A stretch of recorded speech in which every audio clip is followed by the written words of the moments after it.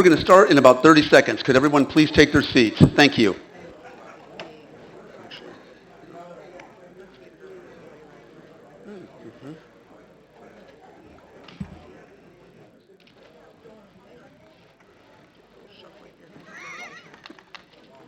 Thank you. I'm awful.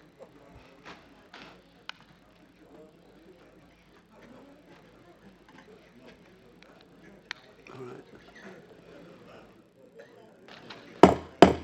I'm going to go ahead and call the meeting of the Bloomington City Council to order. Would everyone please stand for the Pledge of Allegiance and remain standing for a moment of silence? Thank you. I pledge allegiance to the flag of the United States of America and to the republic for which it stands, one nation, under God, indivisible, with liberty and justice for all.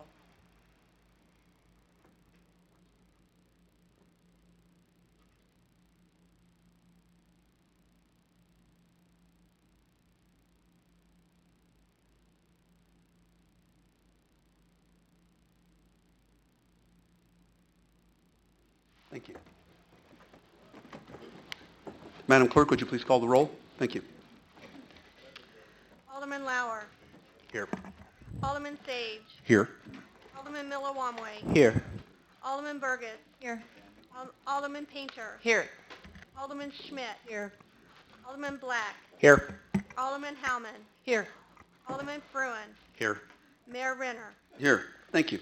We move right along to public comment, and we have a public comment ordinance that has it up to 15 minutes and up to 3 minutes per person.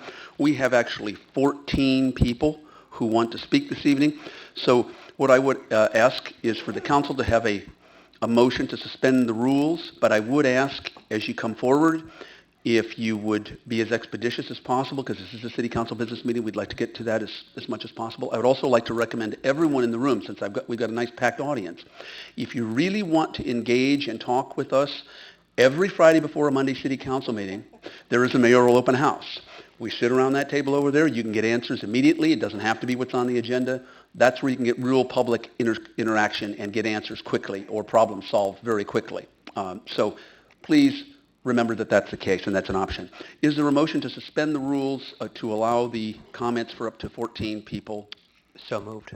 Moved by Alderman Black. Is there a second? Second. Second by Alderwoman Schmidt. All in favor signify by saying aye. Aye.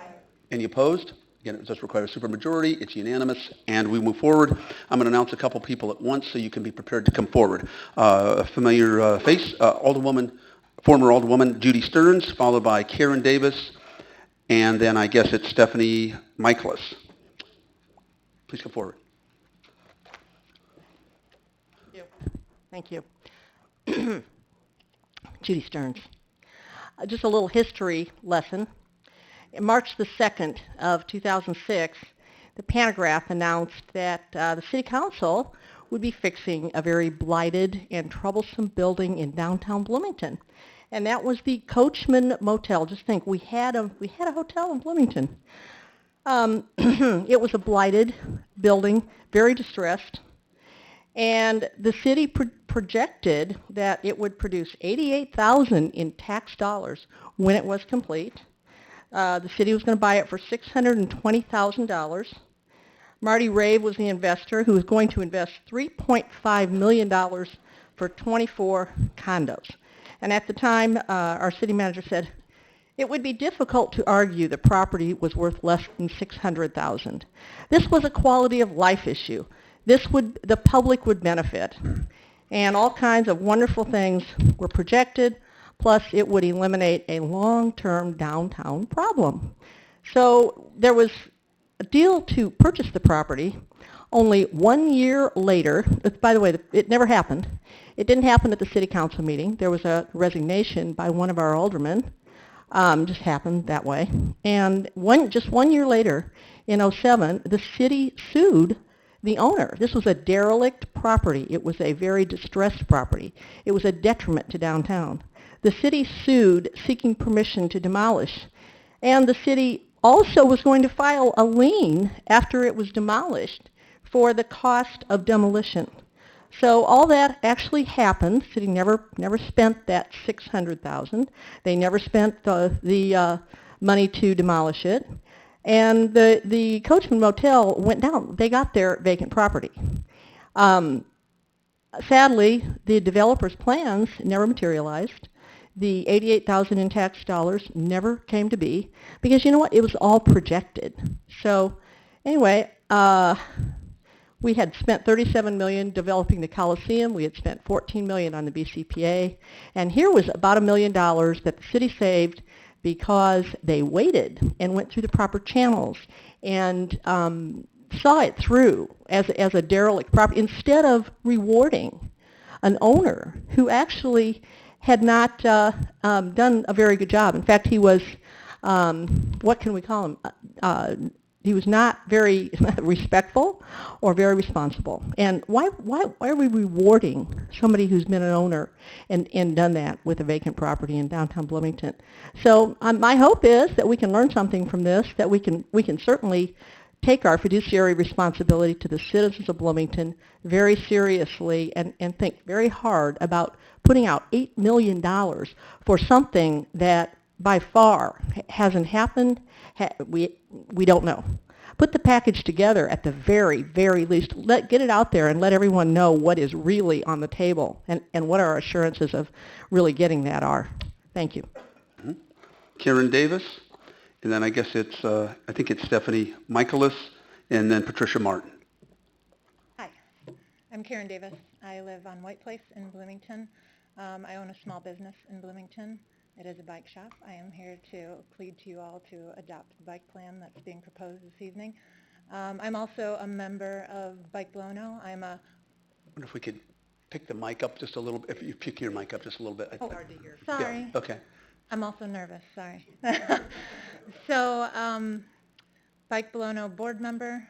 I own a bike shop in Bloomington, Illinois. Longtime resident. So I'm here this evening because I feel very strongly about the bike plan for obvious reasons, which from all of those statements I've made are pretty obvious.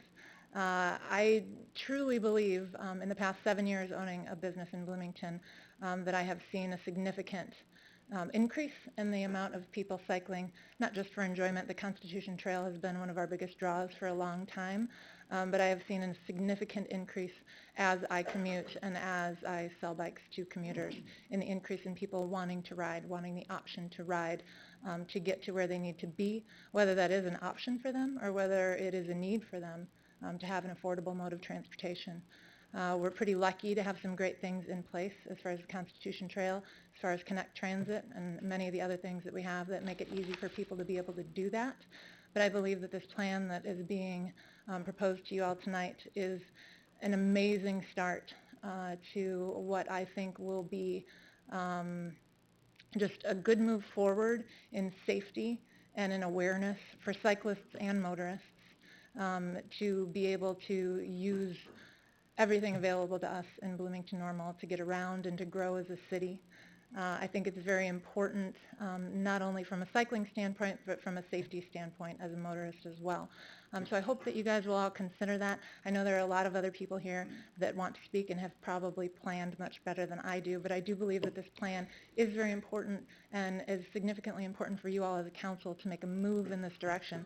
I think there's a lot more that we could do that this plan maybe doesn't even go as far as to mention.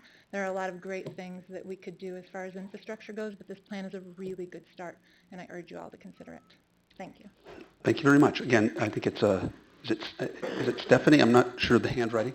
You got it. I do. Okay, Yeah. and then Patricia Martin, and then Mandava Rai. I'm Stephanie Michaelis. I live on Olive Street in Bloomington.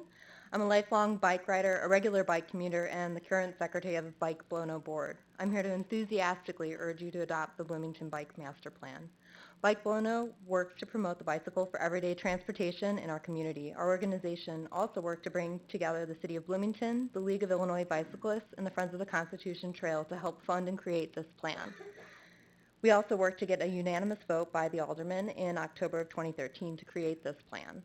A positive impact of encouraging people to use bikes for transportation is the economic benefit. People on bikes may spend less per visit at retailers, but are more likely to repeat visits to business and visit more frequently and to spend more overall, according to a study that has been replicated several times. Additionally, the health benefits of riding a bike, whether for commuting, leisure, or sport, are numerous. Commuting by bike burns 540 calories per hour. Cycling can improve levels of well-being, self-confidence, and tolerance to stress while reducing tiredness, difficulties with sleep, and a range of medical symptoms. Finally, any bicycle advocacy organization is focused on safety, and Bike Blono is no different.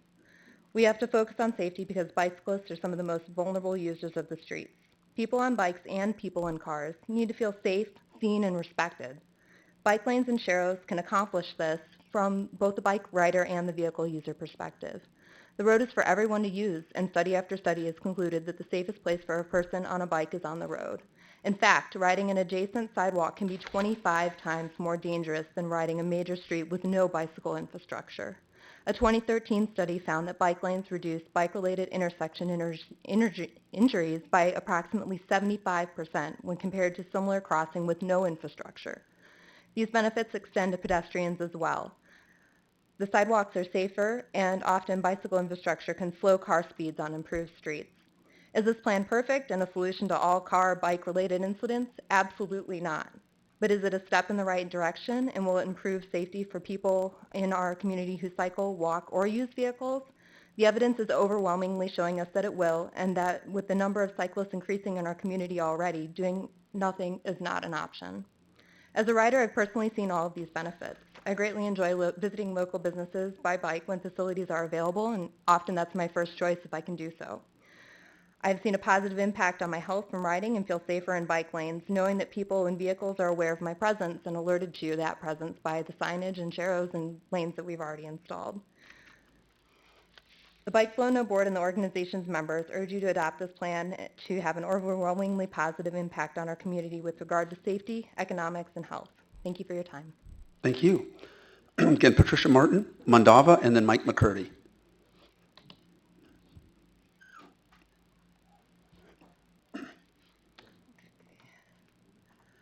Like many others in the community, I'm distressed by the recent damage to graves at Evergreen Cemetery, as it's been a burial place for my family for a century and a half, including not only grandparents, but great-grandparents and great-great-grandparents. But I'm also concerned about the recent discussion regarding the People's Bank block on Center Street. We're currently focusing on restoration through the establishment of the Route 66 display in the Courthouse Museum, and I feel we should keep a historic continuum in the area for that reason. I would also be concerned about the cost, both in terms of health and money, of demolition versus restoration, and wonder how the county's Department of Health and the Law and Justice Center would feel about asbestos from the Montgomery Ward building contaminating the air. There are few facilities in our community in this area with historic structures still used for their original purposes. The State Farm and the Pantograph buildings are two, also the consistory. I attended a silent movie last fall at the latter and found miraculously that the setting was still capable of bringing back memories of a time when my father took me there as a child to see a puppet show. As an aside, I had a similar experience during a recent visit to the pavilion at Miller Park, playing shuffleboard by the lake, a crane resting in the water nearby. The lower level is now a senior center that could use some new computers and a printer and publicity, and perhaps Maria can do something about the latter, but is also a very pleasant place to be. To continue with downtown, however, there are a number of astute merchants establishing themselves in the courthouse area in keeping with the historic development. And these are local businesses too. A new attractively organized bookstore just opened at the corner of Main and Monroe, near a colorful yarn shop which has been there for quite some time. Both are businesses that can appeal to people of various ages, both residents and tourists. By the same token, a jazz club will be opening up on Front Street near Main, not far from A. Gridley's Antique Shop nearby. There are others, too. A. Renee's Restaurant on Jefferson and Center, the Cupcake Shop on Main, and so forth. And all of these have a broad intergenerational appeal for both residents and visitors. And I trust we will continue to encourage similar businesses to establish themselves there, too, as well as elsewhere. I think this Memorial Day weekend I would like to take flowers not only to my family's graves in Evergreen Cemetery, but to the graves that have been damaged. Perhaps this is something that others in our community could do as well, as a gesture to the historical background that we are trying to promote and to preserve. Okay, thank you. Thank you. Mandava, then Mike McCurdy, and Alton Franklin. Honorable Mayor, City Aldermen, and fellow citizens. This is my appeal for the cricket ground in Bloomington normal city areas. My name is Mandava. I am residing in Bloomington Normal community from year 2000. I am a former president of McLean County India Association and chairman of Normal Human Relations Commission and co-chair of MAP and so many things. Executive member of Telugu Association and director of Central Illinois Cricket Association, which is formed in year 2004. Bloomington Normal has got a very big history of cricket. I am one of the founders of the cricket tournament here from the year 2000. There are around 330 teams with 500 plus players playing the cricket every year in the tournament. And there are all their families will be enjoying the entire tournament. Uh, throughout this period, all these tournaments were watched by the Mayor Judy Markowitz and former Mayor Steve Stockton, Chris Coos. They watched the tournaments. They know how much intense the game is and how many people are participating. That they all know. And I informed the Mayor also, Terry Renner also about this. And unfortunately, we don't have any permanent ground, appropriate ground as of now. Even though we are playing from last 15 years, we don't have any ground. And however, we are playing in a normal water retention basin where there is a drainage, and every time the ball is falling in the drainage, these people are picking. And it is not an appropriate ground. It is being adjusted, just adjusting and playing the game. It's not actually as per the specifications of the cricket. And from Bloomington, we got a couple of small grounds. One ground is for practice. It is in Brookridge Park. It's a very small. It's only for practice. It's not real ground. And one was given in this Wingover area and near the airport, and it was taken away after 2 years. And later, our people got frustrated, and we are trying for the ground, and we have leased from Eastview Church a ground. We are paying the rent for them, and we are paying around $2,000 a year. And this year they have raised the fee for $6,000. I don't know whatever the reason. They say that maintenance and all these things, and we are trying very hard for the ground. It's just what we need is 70 yards diameter, plain ground. There is no expense on that. It's only to allocate the ground for 70 yards of the circle. Actually, I was approaching the city parks and Recs directors from the year almost 2002 onwards. We were marked. A cricket ground was marked in this not Pepperidge, Brookridge, not on the airport road. The new park has come. Mandava, I'm going to have to ask you to wrap up. Yeah, and this was not done. I don't know. Somehow it is not done. All the thing is, I would like to request a permanent ground for the cricket. Nearly 2,000 people, Indians are over here. Many other diversity, other countries are also paying. Some of our cricket friends are here, captains. I request to. And I would invite you to come back and continue your remarks at the next council meeting and maybe even our open house. Yeah, thank you. Thank you. Thank you. Mike McCurdy, and then Alton Franklin, and Julian Westerhout. Hi. I've spoken to many of you regarding the bike plan you're considering tonight. As president of Bike Blono, and that's the community's bicycle advocacy organization. Other aldermen have heard from other members of our organization. However, tonight I'm representing the community's transit system as vice chair of the Connect Transit Board of Trustees. Connect's Board of Trustees unanimously adopted a resolution in October of 2013 supporting the City of Bloomington and the League of Illinois Bicyclists in their effort to create the bicycle master plan you are considering this evening. It was the first in a string of unanimous votes in this process. This body and those of you serving in the fall of 2013 voted unanimously to create this plan.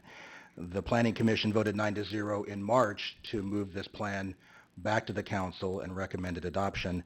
And tonight, all of you could vote together in favor of adopting this plan.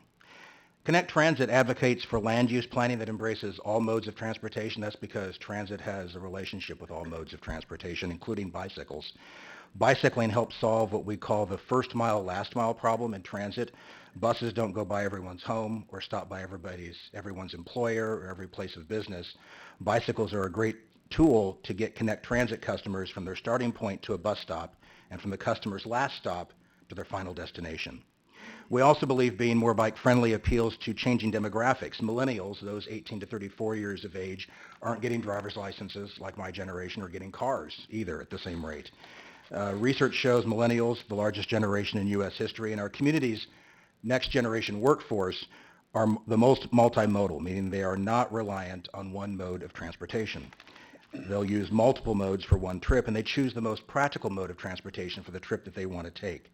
Nearly 70% of millennials use multiple travel options several times or more per week, and this includes bicycling and transit.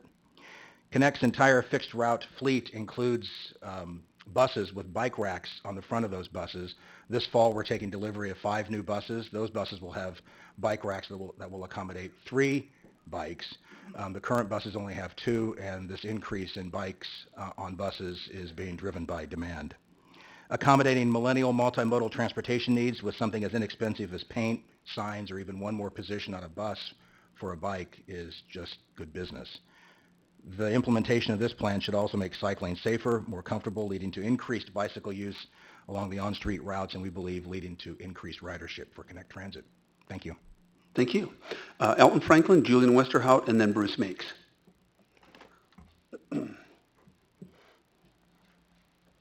Evening, everyone. My name is Alton Franklin. I live at 508 Patterson Drive here in Bloomington, Illinois.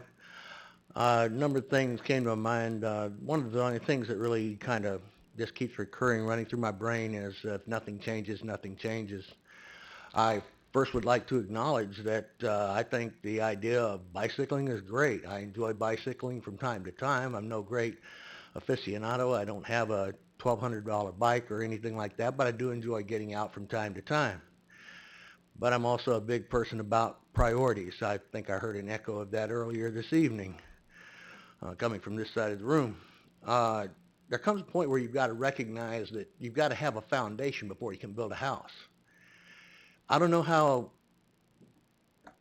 extensive your travels have been, but bless his heart, Jim Karch is doing one heck of a job with the little that he's given. But we've still got a mess out there, folks. And if you think it's tough in a car, y'all get out there on bikes. And I admire the folks here that do that on a regular basis, because it can be interesting, I guess would be one way to put it, downright concerning, out and outright dangerous in a few places. Point is, if nothing changes, nothing changes, folks. I've been coming here for 6 years now. I am the voice crying out in the wilderness. I hope at some point, before I go home to my maker, that I do start to see somebody acknowledging that, things have priorities. And you do have to address things in order of those priorities. You build a house on sand, that house ain't going to last long.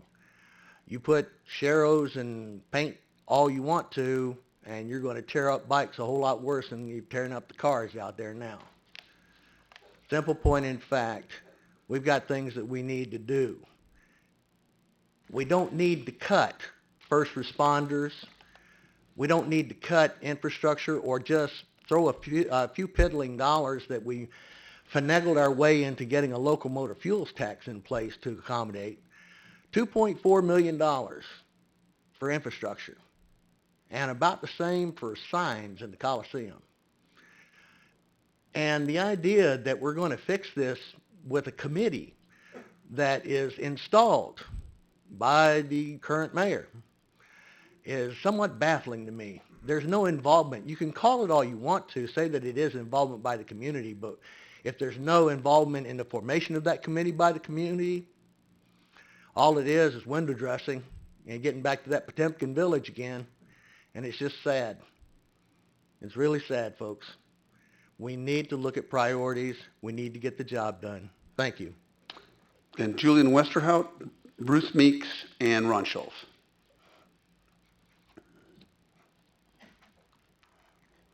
Good evening. I'm Julian Westerhout. I live at 816 East Monroe Street. I'm here tonight to talk to you as a member of the Board of Directors of the Friends of the Constitution Trail. I'm also a member of the I was a member of the Bicycle Plan Steering Committee. I'm a member of Bike Blono, and I'm a member of the McLean County Wheelers. I'm a transportation and recreational cyclist. I commute to work, I ride for errands, I ride through town on recreational rides on my way out to the country.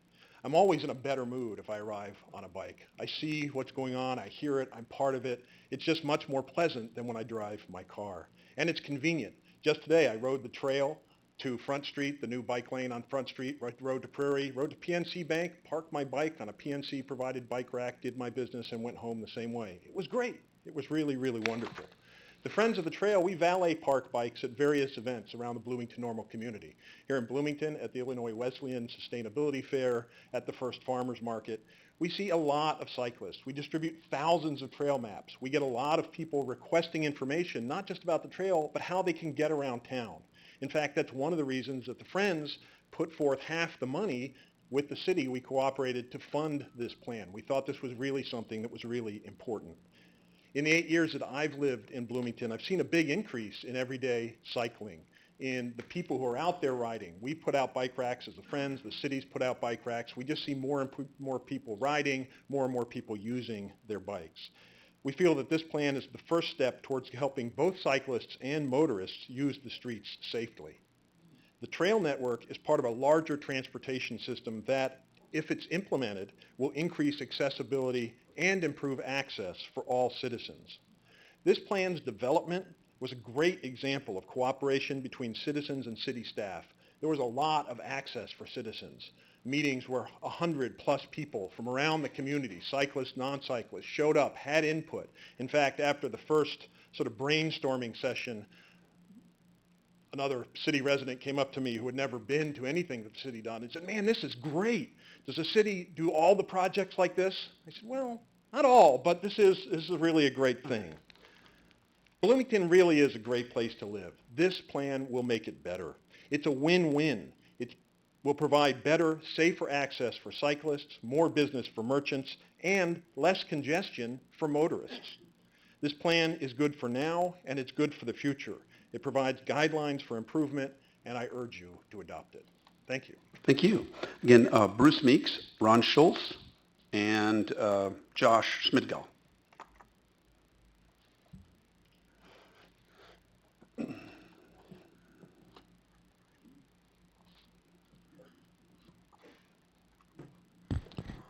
Well, hello, newly elected council. It's nice to have a fully elected council with no appointees. It's good. I won't be very long. I'll get to open and transparency in a minute.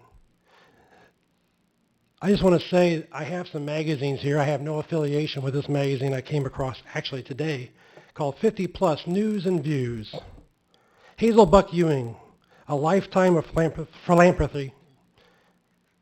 I want to let you know something. I was in the zoological board of directors as a junior zookeeper when I was a wee little lad.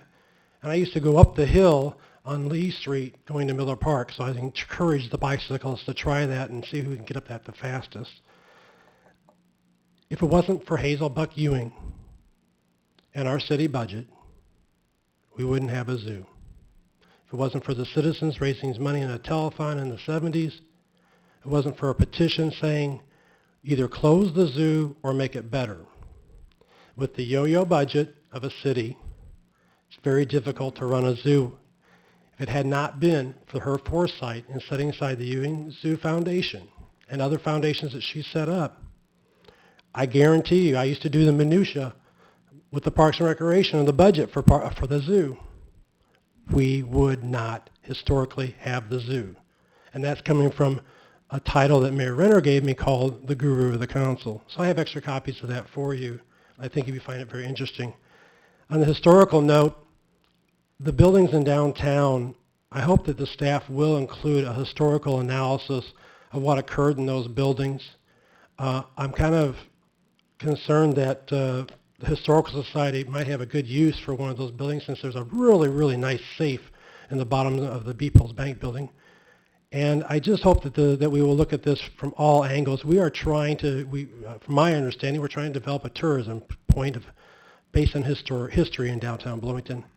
And I think maybe we might be shooting ourselves in the foot on that particular building because the People's Bank, and Mr. Coos can correct me, I know at least it was the only bank that survived the Great Depression in our city, but I think it was more regional than that. So I hope that you will think about that and talk to the staff and ask them to please include a much more broader analysis of what can be done with that building from a historical standpoint. And I'd like to hear from the Historical Society and what they'd like to do. May I be on the agenda for maybe June or July for the work session about open data ordinance, since we are supposed to be pursuing a model open and transparency per many of what you have said in your campaigns? There's much more to it than the Open Meetings Act. There's actually economic reasons we can do this, and it will save us money, but it would also reach out to us, the citizens. Thank you. Okay, Ron Schultz, Josh Schmidgall, and Rick Heiser.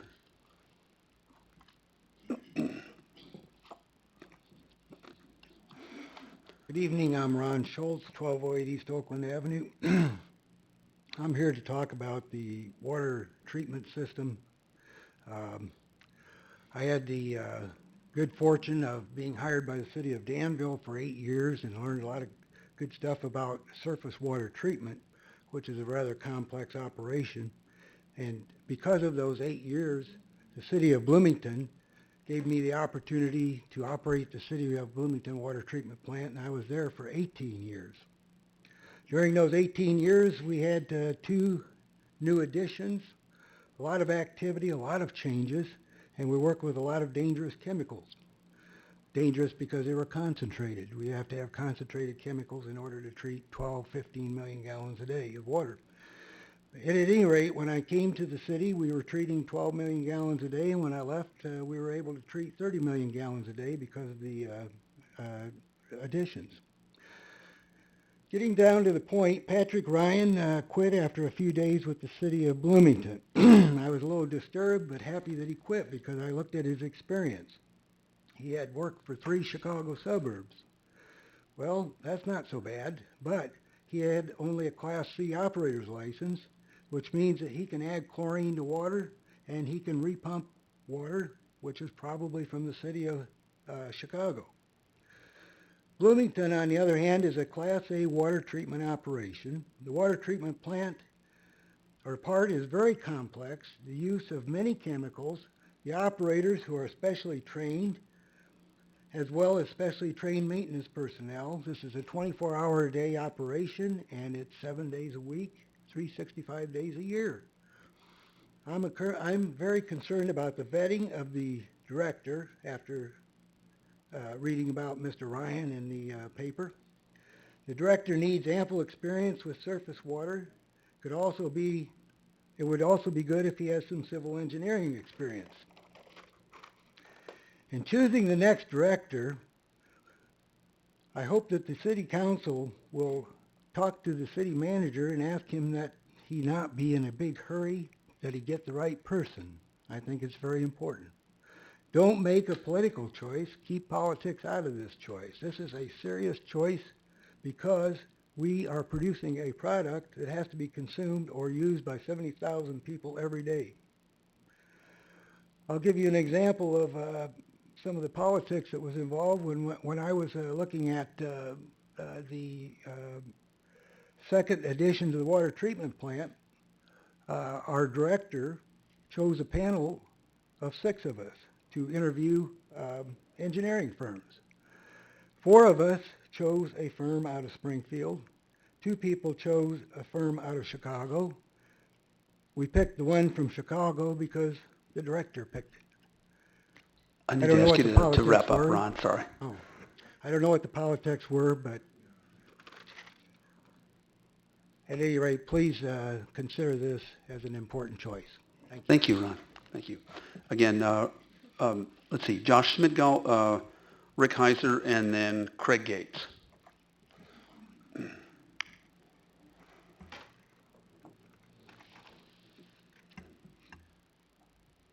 it going? Ladies and gentlemen, my name is Fist Bump, and I'm with the morning program with Ian Bain on City's 92.9 FM Talk here in Bloomington. Actually, the show's normal, but there's nothing normal about this show. Tonight, you will form a committee that will instruct the city of Bloomington to raise the garbage tax in order to buy an $8.1 million hotel. Let me repeat that. Raise garbage taxes to spend $8.1 million on a hotel that the city wants to buy. Will Terry Renner pick up your bags and deliver them to your room? Will Amelia Bragas take reservations? I don't know, but I do know that this is a bad idea. If Professor Renner wants to run a hotel, why doesn't he get a job as a hotel manager here in Bloomington? Or maybe he can get a job at the Flamingo Hotel in Las Vegas. That'd be awesome. Professor Renner picks up your bags and calls you a cab while working at the Flamingo Hotel. That would be Mayor Renner's first job he's actually been held accountable for. We'll talk about this tomorrow morning on City's 92.9 FM Talk, so don't forget to tune in from 5 to 8 a.m., and we also have a live video feed now. Okay. Rick Heiser. I didn't know half this stuff. Craig Gates and then Herm Harding. Good evening. My name is Rick Heiser. I live at 810 West Jefferson Street. I'm the Vice President of the Board of West Bloomington Revitalization Project and facilitator of the Walk-In Bike Out program. Thanks to a growing number of great volunteers over the past 5 years, Walk-In Bike Out was able to refurbish donated bikes and make them roadworthy for people, children, and adults who need a bike for transportation and recreation. So far, we have distributed more than 800 bikes in a 5-year period. We have noticed that the number of requests from adults who need a bike as their main mode of transportation to work has grown each year. The comprehensive bicycle plan being proposed will standardize routes and signage to all parts of the city and make the streets safer for everyone. I am thinking primarily now of the people who are riding their bikes to work, who depend on their bikes for reliable transportation needed to get and keep a job. Thank you for your conscientious work that has gone into developing the master plan, and I urge the City Council members to support the adoption of this plan. Thank you. Thank you. Craig Gates, and then again, last but not least, Herm Harding.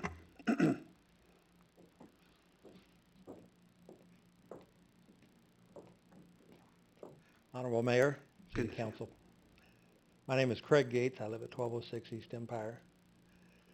And back earlier this year, I had the privilege to participate in what they call the Summit, Citizen Summit at Bloomington Center of Performing Arts. I believe most of the council was there. I'd never done anything like that before, but I found it very educational. We were put at a table with 8 to 10 people whom I'd never met before, had no idea who they were. We were given a area of the city that had to do with a budget, an area that there was some deficit in. And we were told to kind of brainstorm and come up with what we could come up with. And I wasn't aware that other tables across the room had been given the same assignment. And then after 45 minutes or so of brainstorming, I was surprised at the results as I listened as a spokesman from each table announced their findings. And I was surprised that a table from across the room that we had no conversation with came up with the same results and the same solutions that our table came up with. And it seemed like no matter what the topic was, if another table had been given that same topic, they came up with real close to the same solutions. And I thought, wow, this is unique. The citizens of Bloomington really have some answers. I'm sure there's some people who don't have a clue that this meeting's going on tonight and could care less. But there's a lot of people in the city who do know that this is going on tonight and either had to work, couldn't be here for whatever reason.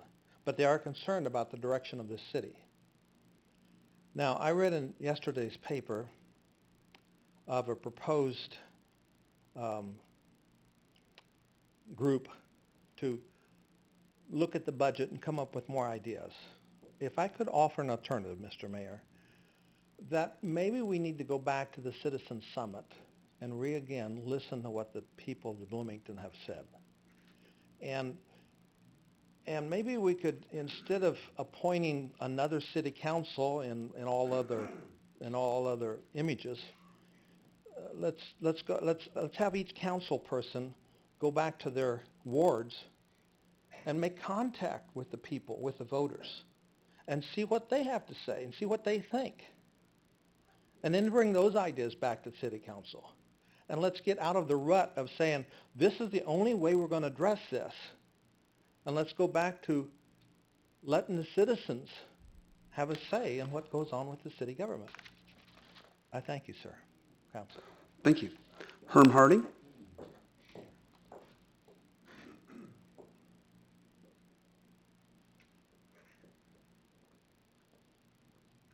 I don't know if there's any advantage in drawing the long straw or the short straw, but I'm Herm Harding. I'm a retiree for the State Farm Insurance Company, and I live at Luther Oaks, which is on Lutz Road, a street that many people think do not exist. But tonight I'm not here to talk to the council about Lutz Road. I am one of the residents, I guess, of Bloomington that is confused about the whole budgeting and spending process, even though I've tried to maintain some awareness. A few months ago, the Bloomington ran a survey of, I think, all the residents, put their water bills, asked people what they thought the money ought to be spent on and what the priorities were going to be. And I don't know what the results of that survey really were. But then shortly thereafter, I was along with about 90 other residents that was invited to a summit, met with the council and the staff. I thought there were great discussions, many small sessions as well as a large get-together right at the end. There was a lot of exchange of ideas and recommendations, and I hope somebody kept notes of that, because the people who should make the decisions, the people who should be evaluating these things, were all at that meeting. Since that time, I know that a number of the council has run sort of open houses and tried to get input from the people in their particular ward. So there's been a lot of input with some very specific suggestions about how determination should be made about where the money should be spent and what the priorities are. And the theme that came out of all these discussions that I've had any part in were we need to make decisions on the basis of what we need, what we could afford, not what we would like to have happen. And I think we've made some mistakes in the city of Bloomington in the past by getting those two ideas sort of confused.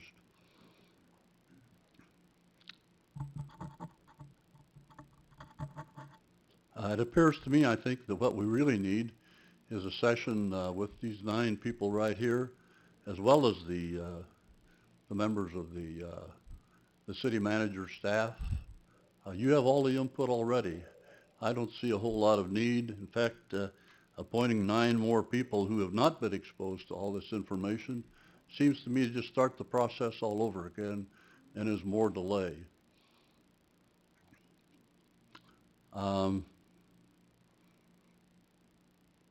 A couple related items to that that raised some of my concern was the $350,000 that the chalet owes the city in back taxes. I don't know when that's going to be collected.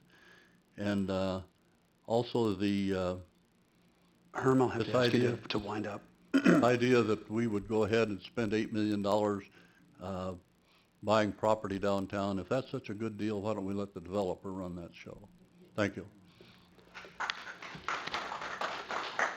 Well, we're going to move now right to our regular agenda, and we start out with 2 oaths of office. First, Sherry Lawson, City Clerk. Sherry, would you come forward? And Renee, I believe you're going to administer the oath of office.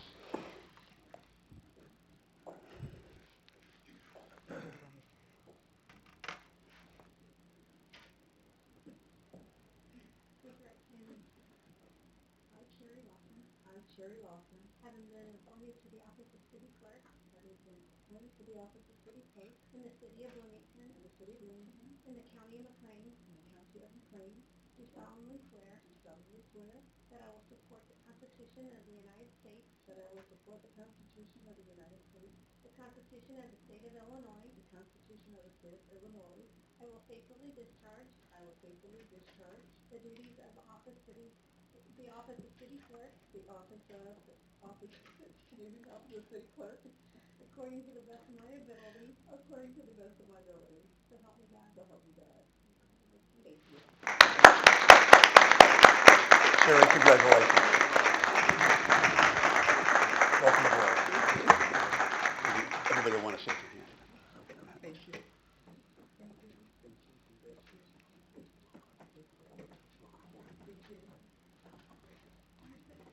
Look forward to working with you.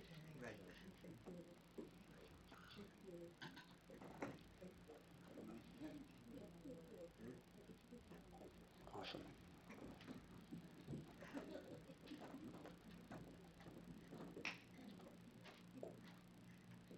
We're going to move right along because we've got another oath of office, if everybody's understanding.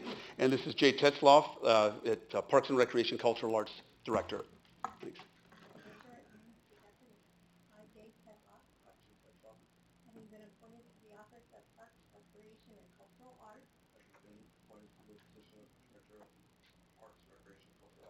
the city of Bloomington in the county of McLean, do solemnly swear that I will support the Constitution of the United States, the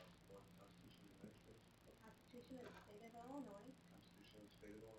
I will faithfully discharge the duties of the office of Parks, Recreation, and Cultural Arts according to the best of my ability. So help me God.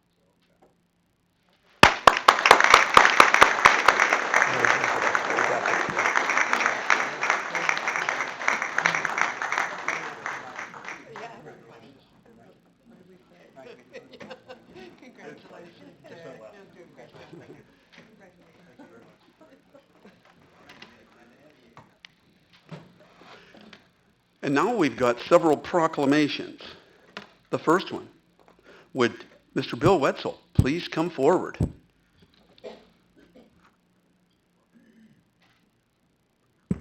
Excellent. Come on over here, Bill. Close. This is called proclamation, great seal and everything. And that is whereas William C. Wetzel was appointed to the Bloomington Public Library Board of Trustees in 1972 and has served continuously on that board for 43 years, making him the longest-serving trustee in the library's 121-year history, as well as the longest-serving member of any board, commission, committee, task force, or authority throughout the city of Bloomington's history. And whereas William Wetzel has served on the library board when the current library at 205 East Olive was constructed in 1977, and also during the 2005-2006 renovation of that building. And whereas William Wetzel has served as treasurer of the library board in 1973, 1984, 1986 or 1988, and 1990 to 1991, secretary of the board from 1974 to 1983, vice president of the board in 2003, president of the board from 1995 to 2000 and in 2004, and chairman of the budget and personnel committee from 2011 to 2015. And whereas in 2006, we get it, man, you're impressive. The Wetzel family has made a substantial donation to the Bloomington Public Library's children's computer area in honor of William Wetzel's service to the library.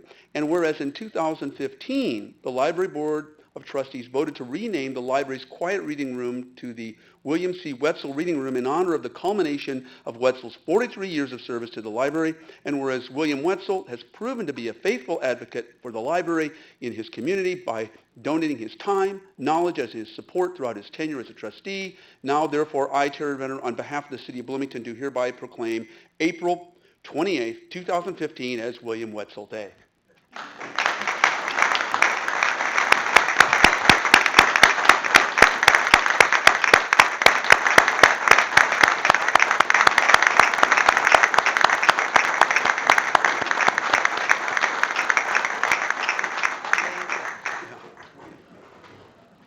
Oh, I got my glasses on already here. Okay. The next, actually, Jim, Karsh, you want to step forward? We've got Public Works Week, and you've got something else here you want to demonstrate. There's a really cool poster here.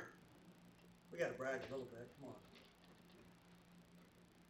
And we'll have this while I read this proclamation.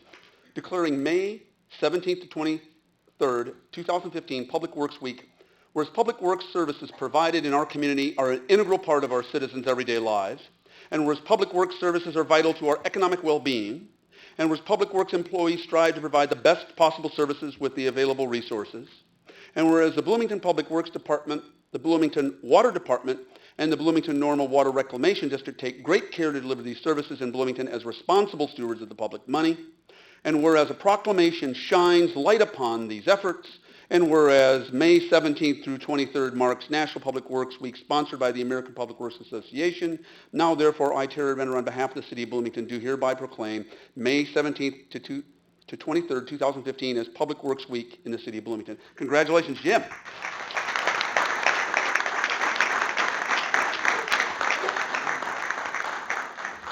Are we going to hang that somewhere?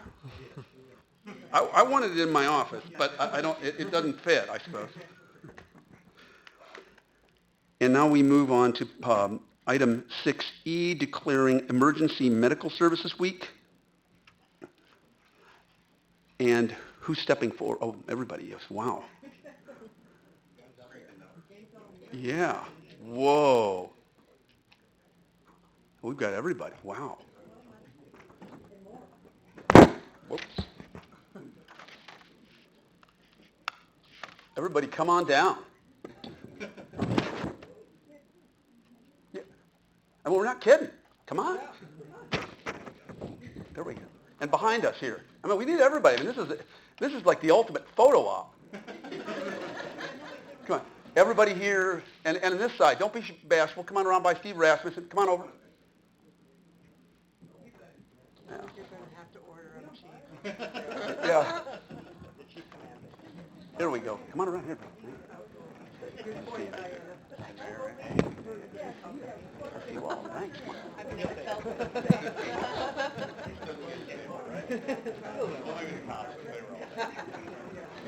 Man, our assistant chiefs, come on over here. Oh, come on in. We want to get you in the picture. Les, dude, you're not going to get in. Come on. And then we've got, oh, Nora ever dutifully is taking her picture. Okay. Oh, please, come on. Come on. Yeah, we want you over here. There we go. Okay. Declaring May 17th to 23rd to be Emergency Medical Services Week. Whereas emergency medical services is a vital public service, and whereas the members of emergency medical services teams are ready to provide life-saving care to those in need 24 hours a day, 7 days a week, and whereas access to quality emergency care dramatically improves the survival and recovery rate of those who experience sudden illness or injury, and whereas the emergency medical services system consists of first responders, emergency medical technicians, paramedics, firefighters, educators, administrators, emergency nurses, emergency physicians, and others, and whereas the members of the emergency medical services teams, whether career or volunteer, engage in thousands of hours of specialized training and continuing education to enhance their life-saving skills, and whereas it appropriate to recognize the value and the accomplishments of emergency medical personnel by designating Emergency Medical Services Week, now therefore I, Terry Renner, Mayor of the City of Bloomington, do hereby proclaim May 17th to 23rd, 2015 as Emergency Medical Services Week. Chief, congratulations. Thank you. Thanks for all you do. Thanks for all you do.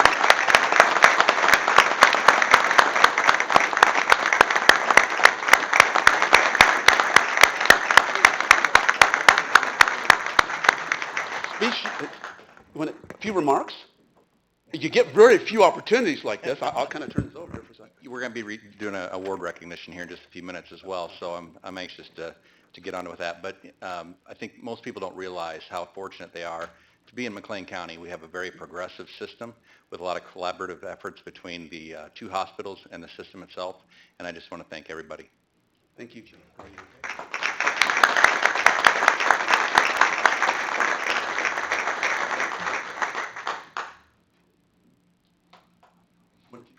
Does we want to stay up for the next wave? You may as well. I mean, no point in going back and forth. Okay. Hi, good evening. My name is Art Miller. I'm the Mission Lifeline Director for the American Heart Association, and it's a pleasure tonight for me to be here to recognize the Bloomington Fire Department for EMS Recognition Award. This year they've received the Gold Award. Last year was Silver. They're doing a great job, fantastic job. They are only one of 3 agencies in the state of Illinois to attain gold this year. And so with their hospital partnerships with Advocate Broman and OSF St. Joe's, I want to make sure and commend this board for all the support that you give this department in terms of the equipment, the budgeting that you do for the training.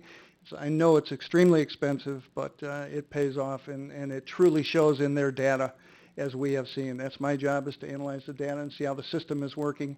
And I can tell you honestly, your system of care in Bloomington is excellent. So congratulations to all of you. Thank And I you. have an award here for the chief.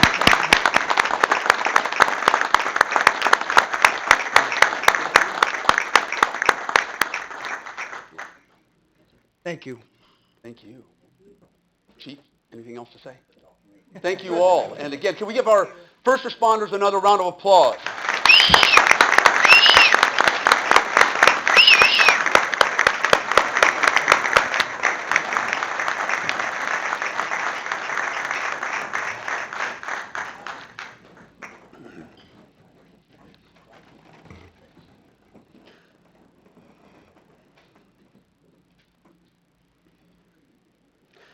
Next, we're going to move to appointments, and if you are in the audience, as I read your name in committee, if you will please stand and be recognized, and please remain standing until I read all of the names.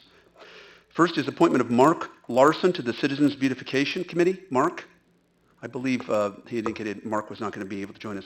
Ryan Hiddy to the Cultural District Commission. Ryan? Mimuna Lee to the Housing Authority Board. Laurel Schumacher to the Citizens Beautification Committee. Terrence Cook to the Housing Authority Board. Barb Adkins to the Housing Authority Board. Katrina Murphy to the Japanese Sister City. Brent Moore to the Property Maintenance Review Board. Thank you very much.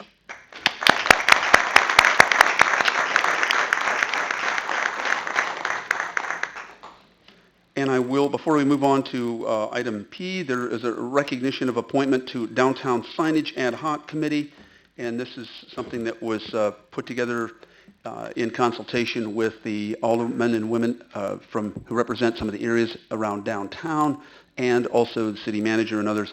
If you're here, would you please stand and be recognized? Tricia Stiller, Crystal Howard, Andrew Johnson, Russell Francois, Carl Teichman, Dave Park, Kyle Ham, Tom Krieger, Beth Wisman, Vicki Tilton, and Tom Jones. Not to be confused with the singer, Tom Jones. Anyway, okay, thank you very much. We're going to move on now to Nuclear Power Illinois Campaign presented by Brent Nauman. Would you please come forward? Brent, welcome. Yes, thank you for having me here tonight. I appreciate it. I'd like to echo what one gentleman said earlier about Bloomington being a great place to live. I think it's a great place to live. I live here. I was born and raised. And I'm speaking on behalf of Clinton Power Station tonight. And we have more than 120 employees that live here as well in Bloomington Normal. So I just wanted to make you aware of that before I start the presentation. But, second. Yeah. Throw it in slideshow mode? Okay, thank you. Sorry about that, technical difficulties. I'm the communications manager at Clinton Power Station, and there's been a lot written about Clinton Power Station recently in the news. Pantagraph's written about it. JBC's had it on too.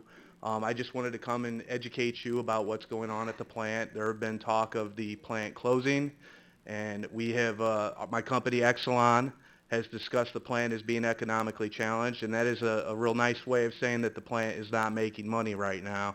So I just wanted to, it's been in that situation for the last several years, and I just wanted to discuss what's going on with that and what we're doing to hopefully keep the plant open.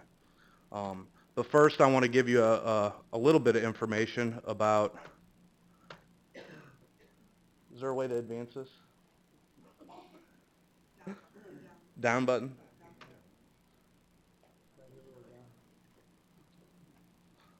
Uh-uh. Just looks like it's all your slides. Slides are all blank. Oh, wow. Can you go all the way up?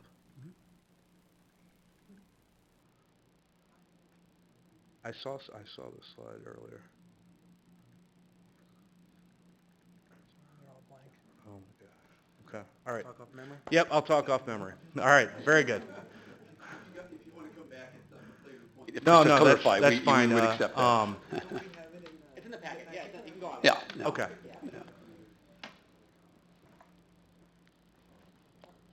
Okay. All right. Go ahead. Essentially, the plant is losing money. It's been losing money for several years. In terms of the plant, it is an asset here for the local area, especially Clinton and DeWitt County, but also to a lesser extent McLean County as well, with over 120 employees that do live here. The plant, it produces electricity that is carbon free, so it's good for the environment. No carbon emissions at all, as compared to like coal, natural gas, and the 6 nuclear plants that Exelon has in Illinois. They produce 48% of the electricity in this state. And economically, those plants inject nearly $9 billion into the Illinois economy each year.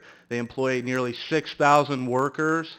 They also boost up other industries in the communities where they're at and create an additional 22,000 jobs from that. Okay. The same paper copy. Do they? Okay. And from a carbon-free power standpoint, the 6 plants produce 90% of Illinois' carbon-free energy. That's enough energy to provide electricity to 7 million residents, or 3 times the size of the city of Chicago. And you can see the pie chart. 48% of Illinois' energy comes from nuclear power, 43% from coal, and to a much lesser extent, wind and natural gas. As I said, 6,000 workers. The 6 plants together here in Illinois, they also pay nearly $300 million in local and state taxes.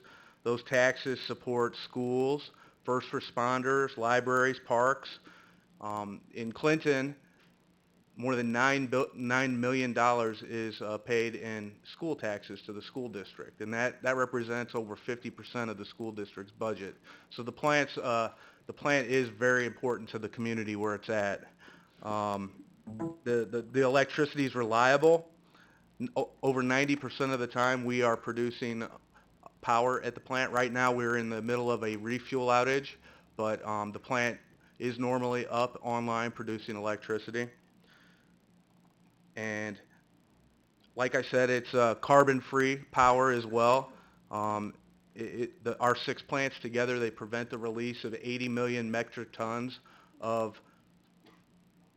Oh, great. Excellent. Technology, you have to love it. They produce, the energy produced, it's the equivalent of taking 15 million cars off the road. So that's clean energy that's being produced. It's not emitting pollution into the air like you would have with coal or natural gas. And, in terms of that, we have to start thinking about the nuclear power plants that we have in Illinois as environmental assets.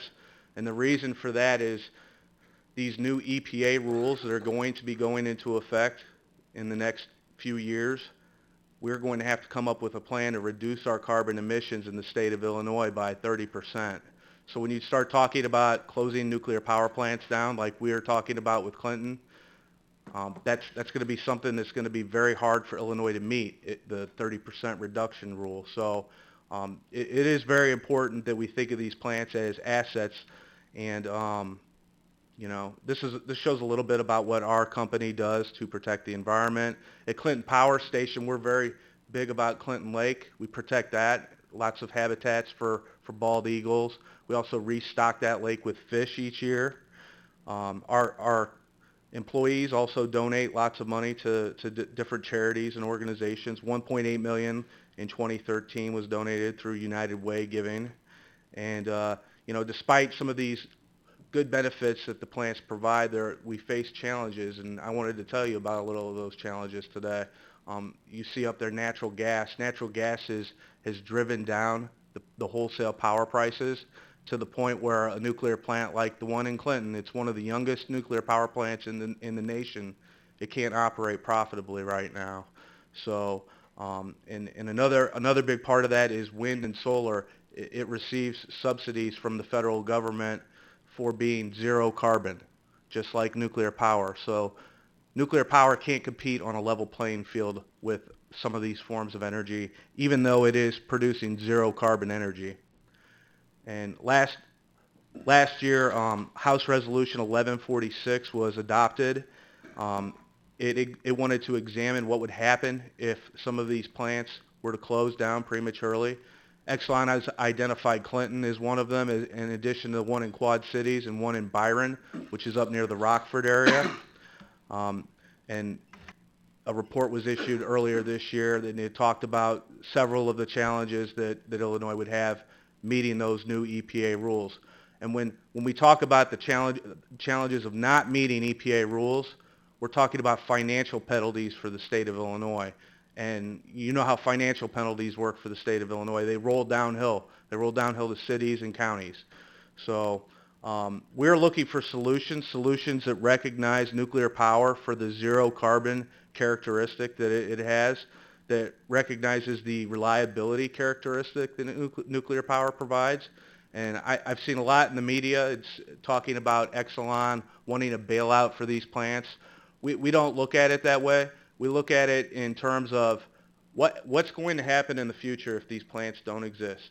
Is it going to be are we going to find ourselves thinking that it was short-sighted that plants closed down because we didn't, do what we had to do to protect them when it came time to do that?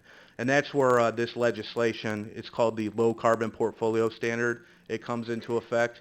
It would make, it's pending in Springfield right now, it would make Illinois the leader for reducing carbon emissions. And the way it would do that is it would require the two biggest utilities in the state, ComEd and Ameren, to purchase 70% of their energy from low carbon sources.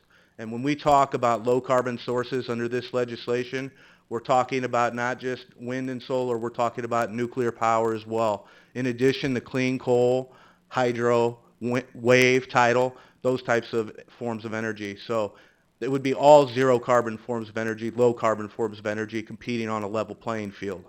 And there would be a slight charge for that, less than 2% increase over 2009 retail prices, where it roughly comes down to about $2 a month on citizens' utility bills. And I know nobody wants to pay extra on their utility bills, but when we talk about closing down nuclear power plants and meeting the new EPA rules that are going to require us to reduce carbon emissions by the year 2030 by 30%, it will be virtually impossible for that to happen if even one nuclear power plant closes down. So we think that this plan will help Illinois bridge the gap to the point where it has to have a plan in place to meet those new EPA rules. And that's where the whole point of me coming today was to educate you on this and to tell you how you can help, and also those in the audience as well. We have a website called nuclearpowersillinois.com, and you can go there and learn about this issue, and you can sign up and be a supporter of nuclear power and Clinton Power Station. And I'll just close by saying that, the plant, we have employees that live throughout communities in Bloomington, Decatur, Champaign, all around central Illinois. This plant injects over $700 million into the regional economy. So just think about that. If that goes away, there's going to be impact felt here, even though when we think about the major employers of Bloomington Normal, we might not think about Clinton Power Station. I can tell you that I live here. Our top employee at the plant, my site vice president, he lives here. More than a dozen members of our senior leadership team live here as well. So, I mean, we all think that Bloomington is a great place to live, and Well, thank you very much. Yeah. And it just as an added point, and if we need to, if we want questions, since we're well over, I know it was technological difficulties, we're well over in Sure. time, but just so that everyone knows, as of this year, there are 362 metropolitan areas in the United States, and they're defined by county. We were one of those that were just a single county, McLean County. As of this year, we are Bloomington Normal metropolitan area, and we include McLean and DeWitt, because over 15% of the workforce, commutes to Bloomington and then vice versa. So we're now part of the same metro area. So anyway, if you have additional questions, we do have contact information, and David Hales can provide that to us. Thank you so much. Thank you. Okay. Now we're going to go ahead and move right along to the consent agenda. Are there any items that members of the council would like to have removed from the consent agenda? If not, Jim? Thank you, Mayor. I would like to remove 7K. And also, I'll go ahead and read my comments that with regard to the consent and regular agenda, I have not received any monies or financial benefits from any of the individuals or organizations referenced in these specific agenda items. Thank you. Okay. Is there a motion to approve it with the exception of 7K? Make that motion, Mayor. Moved by Alderwoman Schmidt. Is there a second? Second. Alderwoman Painter seconds. Any discussion? Again, if you'll vote, this is to approve the consent agenda with the exception of 7K. The motion carries 9-0. There are no nays to announce, Madam Clerk. And we will move right along to 7K. Alderman Fruin, you pulled that? Thank you, Mayor. I would make a motion that this city staff recommendation be approved. Okay. Is there a second? I'll second it so I can ask a question. Okay. Go ahead. I'm not getting this. Well, I thought it'd be appropriate to get the motion on the floor first. Okay. And then we have a second. So you have questions? I have about it. comments. Yeah. Okay. So Okay. Okay. All right. Okay. Thank you. Got it now. Thank you. We thought you were opposed, but that's not what. Thank you. This council has heard many situations similar to this over the recent years with convenience stores and their impact on neighborhoods. This is very similar to many that we've heard.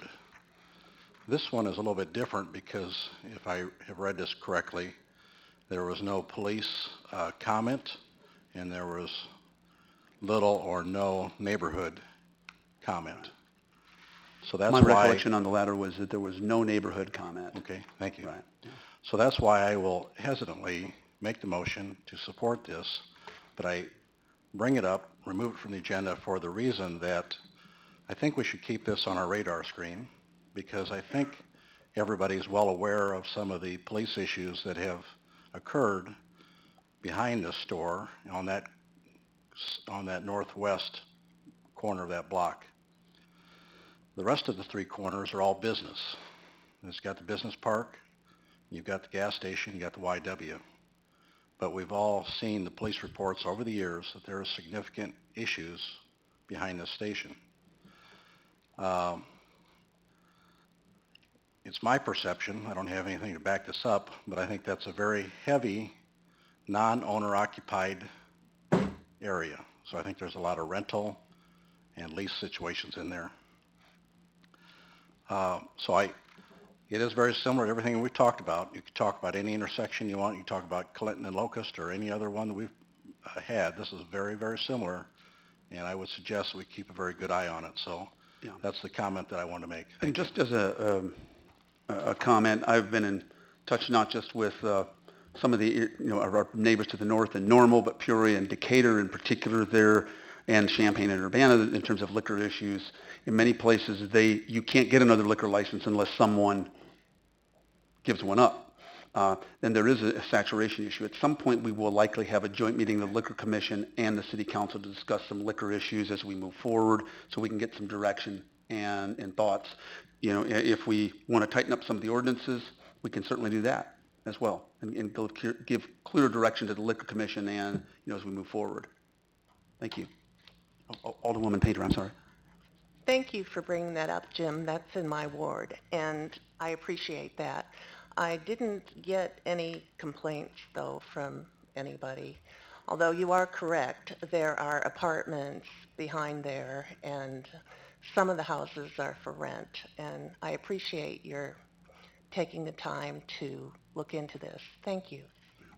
And again, just also to clarify, one of the limitations of the Liquor Commission is if people don't show up, we don't have any evidence whatsoever of what the community is thinking. And so one thing we might do is to extend to maybe another 500 feet, or I don't know how far we would go. We can talk about the impact of giving notice. Maybe we'd have more people that would respond. Did have a situation about a year ago where we had literally in the 2 Liquor Commission hearings, 2 people were in favor, 2 people were against. And the second one, because we held it over, 2 people were in favor, 2 people were against. Well, then when it came to city council, about 5 people sent emails and concerned, and then we turned the liquor license down.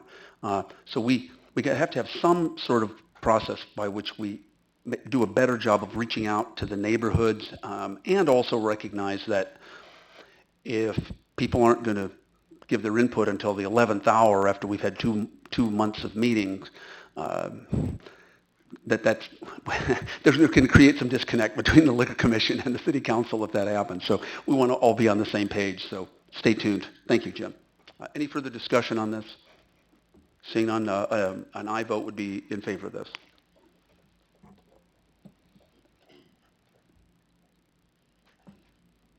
Okay, the motion carries 9-0. No nays to announce, Madam Clerk. Okay, we move right along to an item that I strongly suspect is why people are here this evening, many of our people in our audience. Item 8A, the Bicycle Master Plan.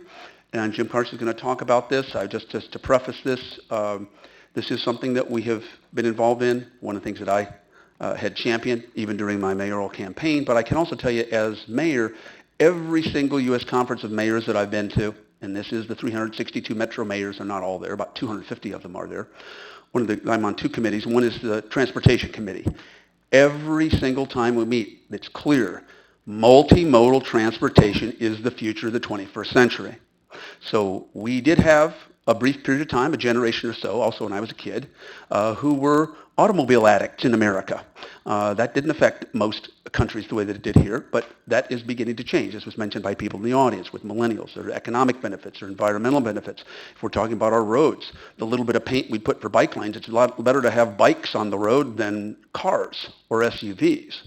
So a variety of reasons. It's win-win. This is multimodal for the future. It's buses, it's rail, it's by foot. Pedestrian-friendly cities and neighborhoods are critical, so are bikes. That's the way with the future. And so I enthusiastically support this. And Jim, thank you so much for all you've done with this. This is really an important step. We have our downtown link to the bike trail and to Illinois Wesleyan's campus by virtue of bike lanes. We've got sharrows, and we're making progress. And I want to just give a special shout out to you, and I'll turn the floor over to you. Thank you.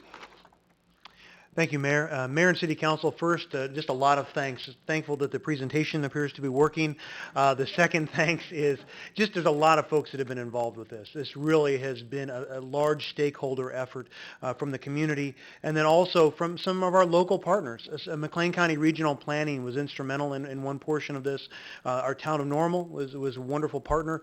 McLean County through them, and then also Illinois Department of Transportation. The Friends of the Constitution Trail, Friends of the Trail have been wonderful. They, right in from the very beginning, offered to help support and pay a portion of this study that was done. That's something that shouldn't be taken lightly. That kind of private support, the fundraising was very helpful. We've had a lot of support locally from Bike Blono and then others. So this really has been a very expansive effort. So I'd like to talk a little bit about that and then about the plan and then take your questions. So we did start this in the fall of 2013. We did partner with the League of Illinois Bicyclists. And so Ed Barsati with the League of Illinois Bicyclists, a lot of thanks goes to him. He was tremendous in writing this. He helped kept the cost down compared to many others who have, $50,000, $60,000 plans. We were really able to do this more in the $11,000 to $13,000 range, which with partnership with Friends of the Trail, they're even looking to expand some of their contribution a little bit here. There's some discussion on that because some of the costs, we did a lot of beefy efforts, so it had some additional costs. So again, very much thanks to them. As we move on, it's important for you to know one key point I'd like to show you is Mind Mixer.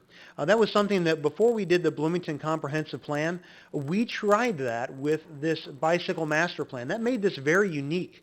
Not many other people. Mind Mixer was an integrated, geographically tied site that allowed for online surveys and online discussion and point give and take, and so it was very interactive. People liked it. We got about 1,000 different residents that participated, and that's a great participation rate. So we're actually going to be submitting this next year through APWA, trying to see if we can seek an award for some innovation with that. And so I think it's important to know that this plan does have some very innovative things that not everybody does. So we did have multiple public meetings. We did seek paper, online surveys, all of the like. So all of this culminated into about 400 segments that were analyzed as part of this plan. Again, a very beefy plan. If you look at it, it isn't just light and fluffy. It has a lot of tangible, measurable things to move forward with, which we were very thankful for. We did integrate work that had already been out there, already been done through greenways plans, Constitution Trail plans in Bloomington. So all of that was taken into account. And then moving forward through the Public Input Steering Committee, we are bringing this plan to the council for your consideration tonight through approval for the recommendation. Staff does bring this to you with approval, understanding that this is a plan of opportunity. If I can talk for just a minute about the fact that we understand that the times are tight, that money is tight, and you have to understand that there's some give and take with all that we do. So we call this a plan of opportunity because what we want to do is think ahead, and as we look to improve streets, resurface them, is there the opportunity? Is this a place where we should be encouraging bicyclists to go? We don't anticipate at this point, staff doesn't anticipate on doing purely bike-related projects. Maybe that can change in the future as funding does, but right now we're really just wanting to capitalize as we do improvements to not miss those times. So and then also it's important to know too that while we did include some cost estimates in the actual council memo, that a lot of those costs are associated with Constitution Trail. If you look at it, things that were already part of the trail plan that was in place that we just included into the plan. Most of the work is really a lot of signs and paint, and while not all of it is, there is a significant portion of that. It's really key for us to point that out. Okay, so let's talk just briefly pictures. We always like pictures. So let's show some different Charos. These are some we have existing Charos now in Bloomington. Along Prairie, we have Front Street also has some Charos. We've allowed some connection to the downtown, to two different legs of the Constitution Trail, Illinois Wesleyan, some really key stakeholders that we want to try to reach out to. Designated bike-only lanes. We have Jersey. We were able to really utilize some resurfacing. We came to the council ahead of time and asked for your support, and you gave it, and we were thankful for that. And so this is something that we haven't done yet, but in the future we'll look for opportunities. Combine bike parking lanes. There are times where there's minimal, less than 10% parking on streets where you can capitalize on places where you might not have the width to do parking lanes or Charos, but you can actually have some markings for that. This is a unique picture. We had Steve Arney was integral also in helping craft this, and he got down on his belly to take this shot. He wanted a unique picture showing somebody riding, so we're glad he didn't get hit. So again, the Constitution Trail is just a key part of this. We were just talking about the Linden Street underpass, and this is one of those over on Towanda that we look at crossing Sugar Creek, and this is one that's existing for us. Oakland Avenue, this does include some bridges. And so again, that is where there are higher dollar costs associated if you looked at an overpass, that does cost more money, but each of those kind of components with the plan would be brought individually to the council as the need or as grant opportunities present themselves. So the plan, all in all, does have an actual Excel spreadsheet, does break it down very specifically by route with a primary recommendation and alternate recommendation depending upon what is seen. So again, a very specific plan that's not just all fluff. It has some very good meaty recommendations to it, which we were pleased with.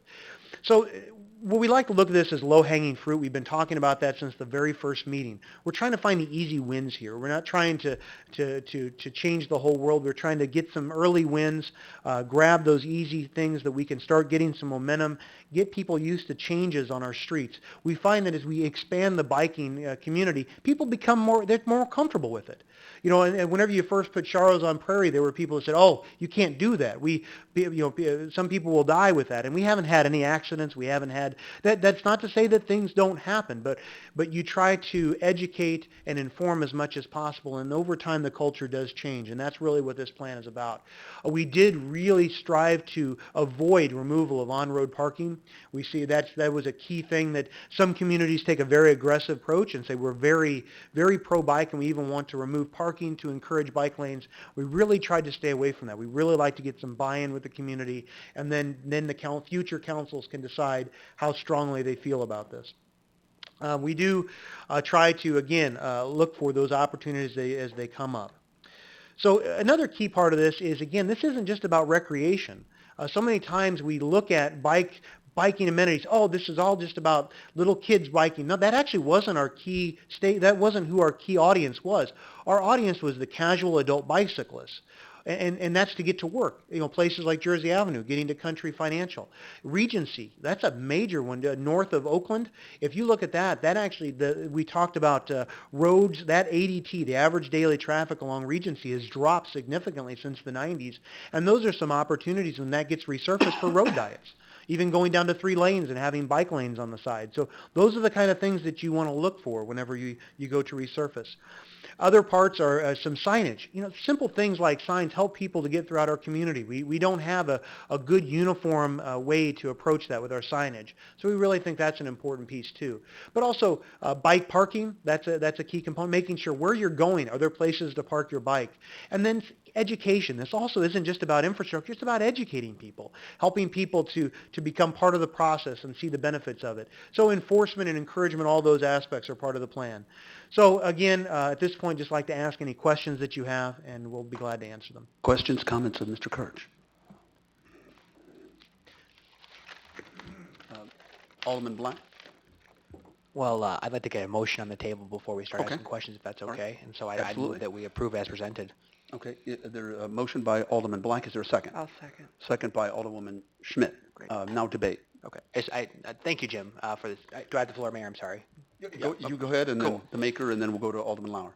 So I know a lot of work has gone into this throughout the whole process, and you kind of touched briefly on the mind mixer itself, and some of the public feedback. And can you kind of give me an idea as to what that was, kind of the extreme happy to, no way, let's don't do this. What did that look like? Yeah, that's one of the things. Every time I talked at a public meeting about this or you heard about it, you really do have some very extreme reactions. I mean, you have everything from people that say we want to shut down roads and only have bicycles and pedestrians on it, and then you have the people that I swerve to hit bikes. You have some very extreme views but it really what we try to find was let's move the ball forward. Let's try to find that way that we can not be too controversial. Let's try to find some things that can help move the bicycling in this community forward and get people on board with what we're trying to do. So in your opinion, would you see this as kind of a conservative plan, a kind of middle-of-the-road plan, a progressive plan? How would you see this? I wish I could say it was progressive. It is not, but it does move the ball forward for the city of Bloomington. It gets the dialogue going. It allows for us to not miss some key opportunities moving forward.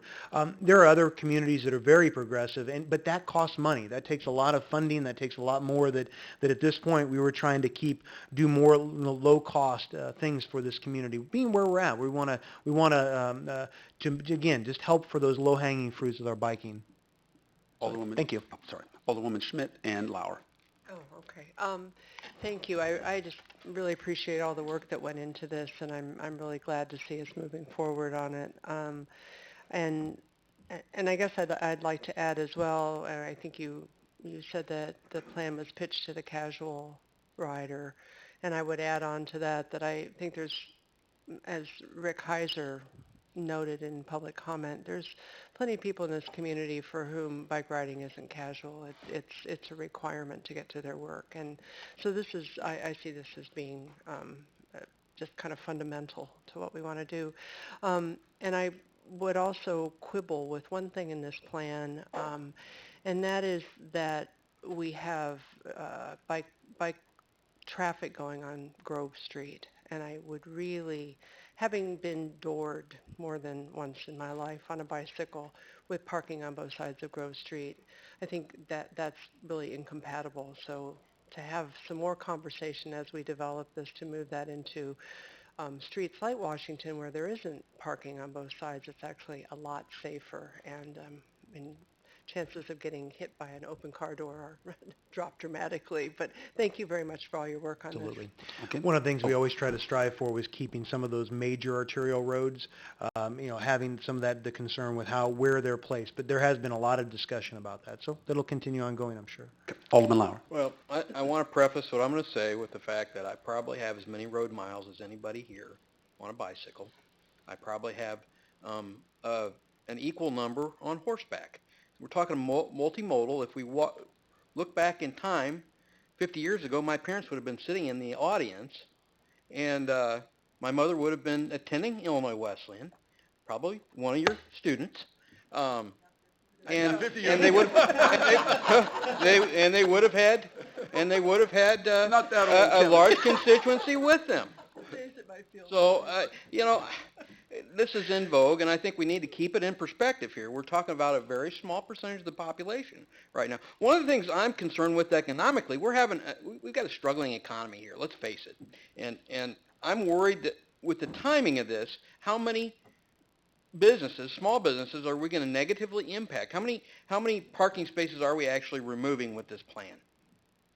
Well, that was actually one of the key things we hit on here. I'll even back up to it. We really wanted to make sure that if you'll look at bullet point number 2, we really tried to take away any removal of that on-road parking, because that actually is something more progressive. Some communities are more aggressive in the removal of on-street parking. We really did everything we could to say we don't want to go down that path. We think that can really drum up some negative feelings. We want to try to continue moving this forward. So no, we don't want to do that. So can you tell me how many parking spaces this proposes to remove currently from our streets? Alderman Lau, I don't believe it removes any parking from Doesn't from remove streets. any parking No, not that I spaces recall. whatsoever. Now, here's what I will do, though, because I want to make sure that I give accurate information. We will review the plan, and I'll send something out to the council to verify that statement, because I don't want to misstate. But I do know if it is, there's very little, and that was one of the key cornerstones, was not to remove parking. Okay, thanks, Jim. Alderman Milwaukee? Okay, Potentially, I guess, Milwaukee and then Howland. Sorry. Okay, thank you. Well, Jim, thank you. This was great work. I really enjoyed the plan.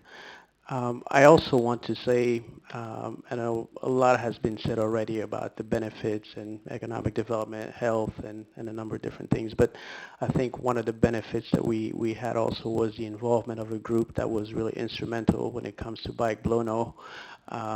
Because if I remember correctly, the staff was fairly hesitant in terms of the time commitment initially when it comes to the plan, but they picked up the ball and then ran with it, and I would say as a group they've shown incredible stamina over 2 or 3 years to make sure that the plan came into effect, because with most groups that we've seen, it's a one-shot deal or maybe a couple of months, and then groups go away, but they stayed here for the long haul. So just want to congratulate them and thank you for their involvement.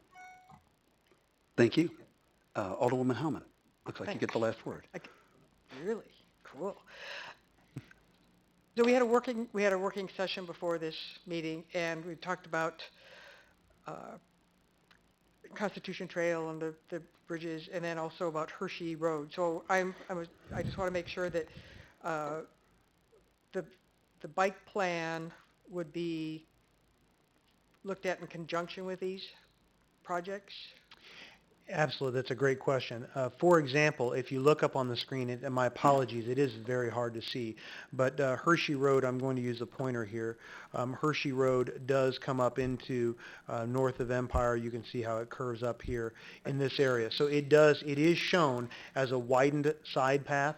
And so as part of the plans, that actually is included as part of those intersection plans. So, those are some of those things that are already being, considered. So yes, it is being implemented. And then the second thing we discussed was Sugar Creek. And so whenever you look at how that impacts with Emerson, and right up in here how that impacts with Linden, you've got that crossing. And so you have a Constitution Trail crossing. We're looking at having that with the Sugar Creek. So see how that integrates. So we are trying to utilize this plan even now in a draft format. So we're asking to make sure this is the direction the council wants to go. Cool, thanks. Just wanted to Good verify question. that. Okay. Thank you very much. At this point, a vote aye is in favor of the proposal. Nay, of course, is against.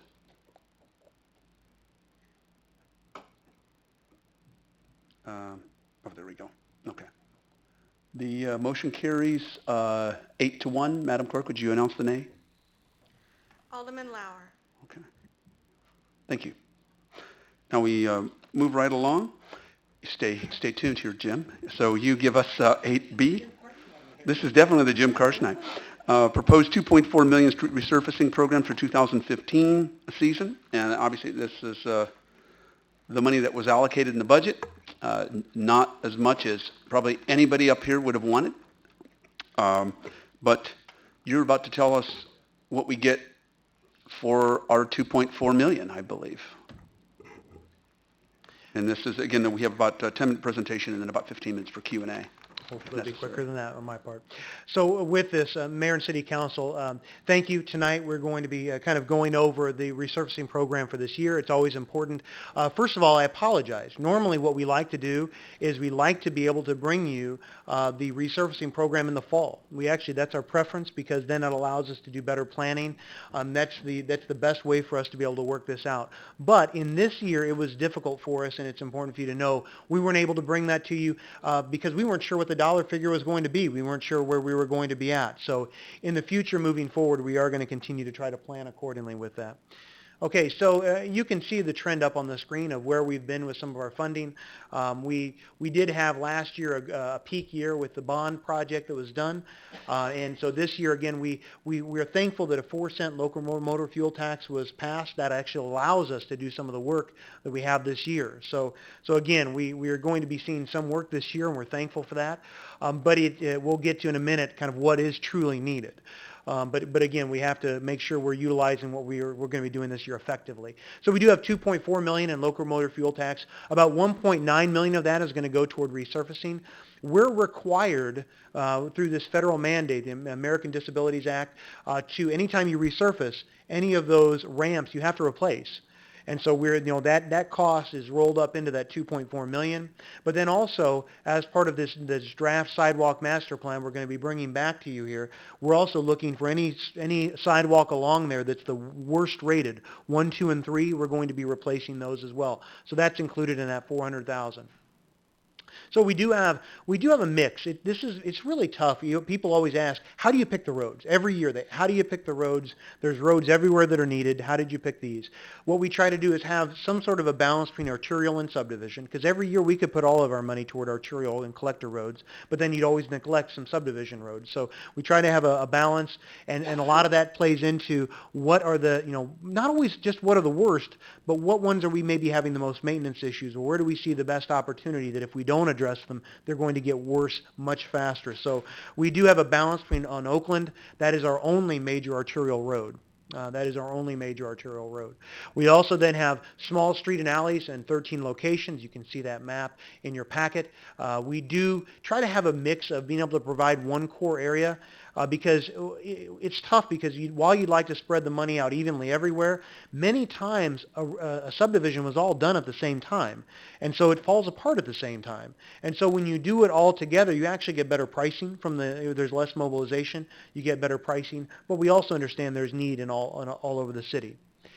A key thing we'd like to talk about is it's not just about the resurfacing dollars. I'd like to point this out. Our crews, our city crews, also, they do a lot of mill and fill. We actually spend $3.5 million in city funds for our staff, our equipment, our own asphalt that we do with our own street and sewer crews within Public Works.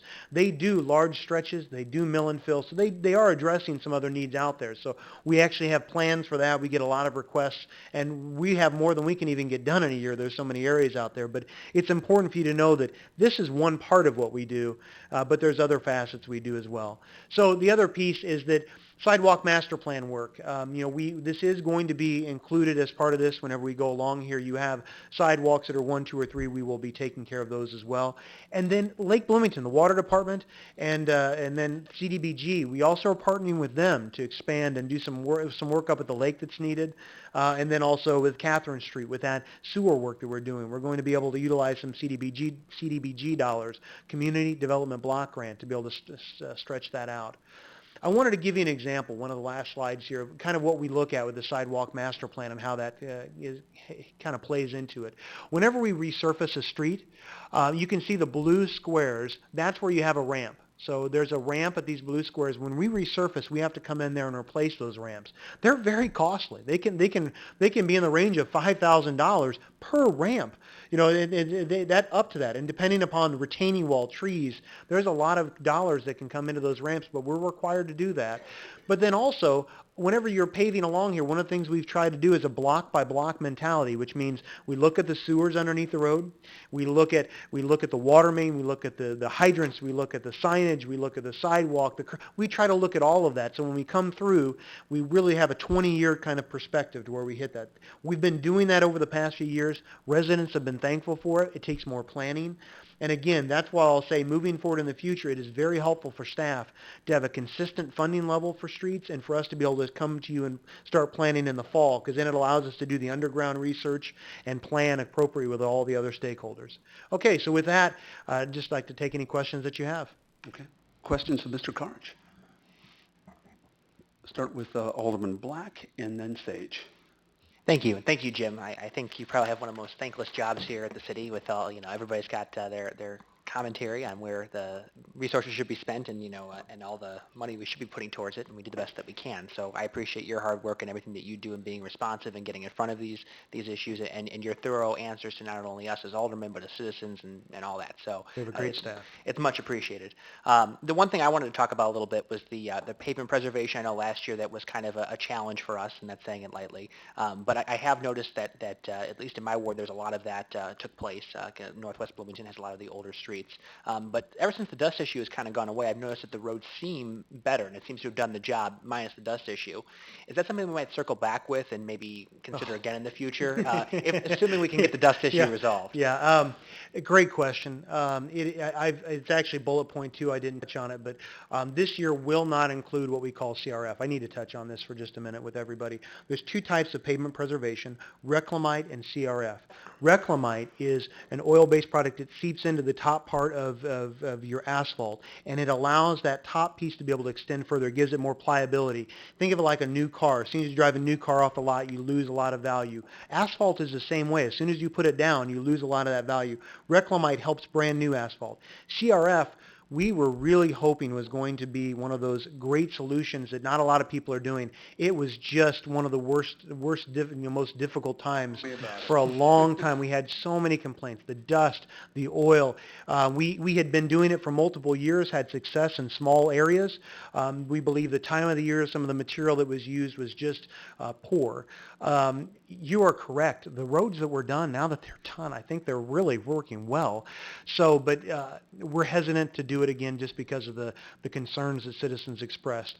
What we probably will do is over the next few years just continue to monitor how those roads hold up. In a few years, maybe you look at and see, well, was it worth it? Do you try to mitigate it in small areas and deal, ahead of time and say, okay, what was the problem with the dust? How do you use more chips that I think we came back with? How do you try to mitigate some of the oil so you do it in the right time of year so it's not in the spring so the heat doesn't keep it pliable longer? So we're not against it. We really love the final outcome, but boy, that was a tough haul to get there. Oh, absolutely. And yeah, I got the calls. I'm sure we all got the calls about that. And actually, I would say that was one where we had made a misstep and didn't go the way we planned, but I thought we were very upfront with the public and we had honest conversations, and most people took that and understood. But I'd hate to, for us, with shrinking dollars and we want to extend the life of our roads, that's a tool that we shouldn't be shying away from because of, one summer that didn't work out exactly as we planned. So thank you for your hard work. Thank you for your input. Alderman Sage. Thank you. Jim, just a follow-up question. So each year we talk about some of the different budget elements that come into play here for streets. The $2.4 million tonight is more of the capital part of that. You alluded to, again, some of the work that's done internally by our crews with the permanent patching program, as well as just kind of the everyday, the more routine street maintenance that goes on.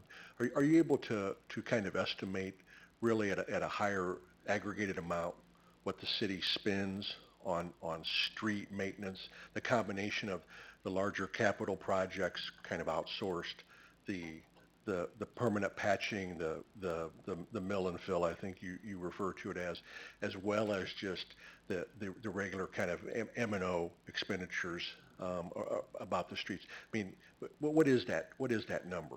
Well, the city does on an annual budget this last year. We had $3.5 million specifically dedicated for our street and sewer division of Public Works. And it's good for you to know that that doesn't just pay for all of our folks. That's specifically dedicated for our streets. That's the street patching that's done for any type of cuts in the pavement. But it also, we have multiple crews dedicated almost year round. We have, I think one of the best crews, John, we have Jason Kennedy is one of our best crew leaders.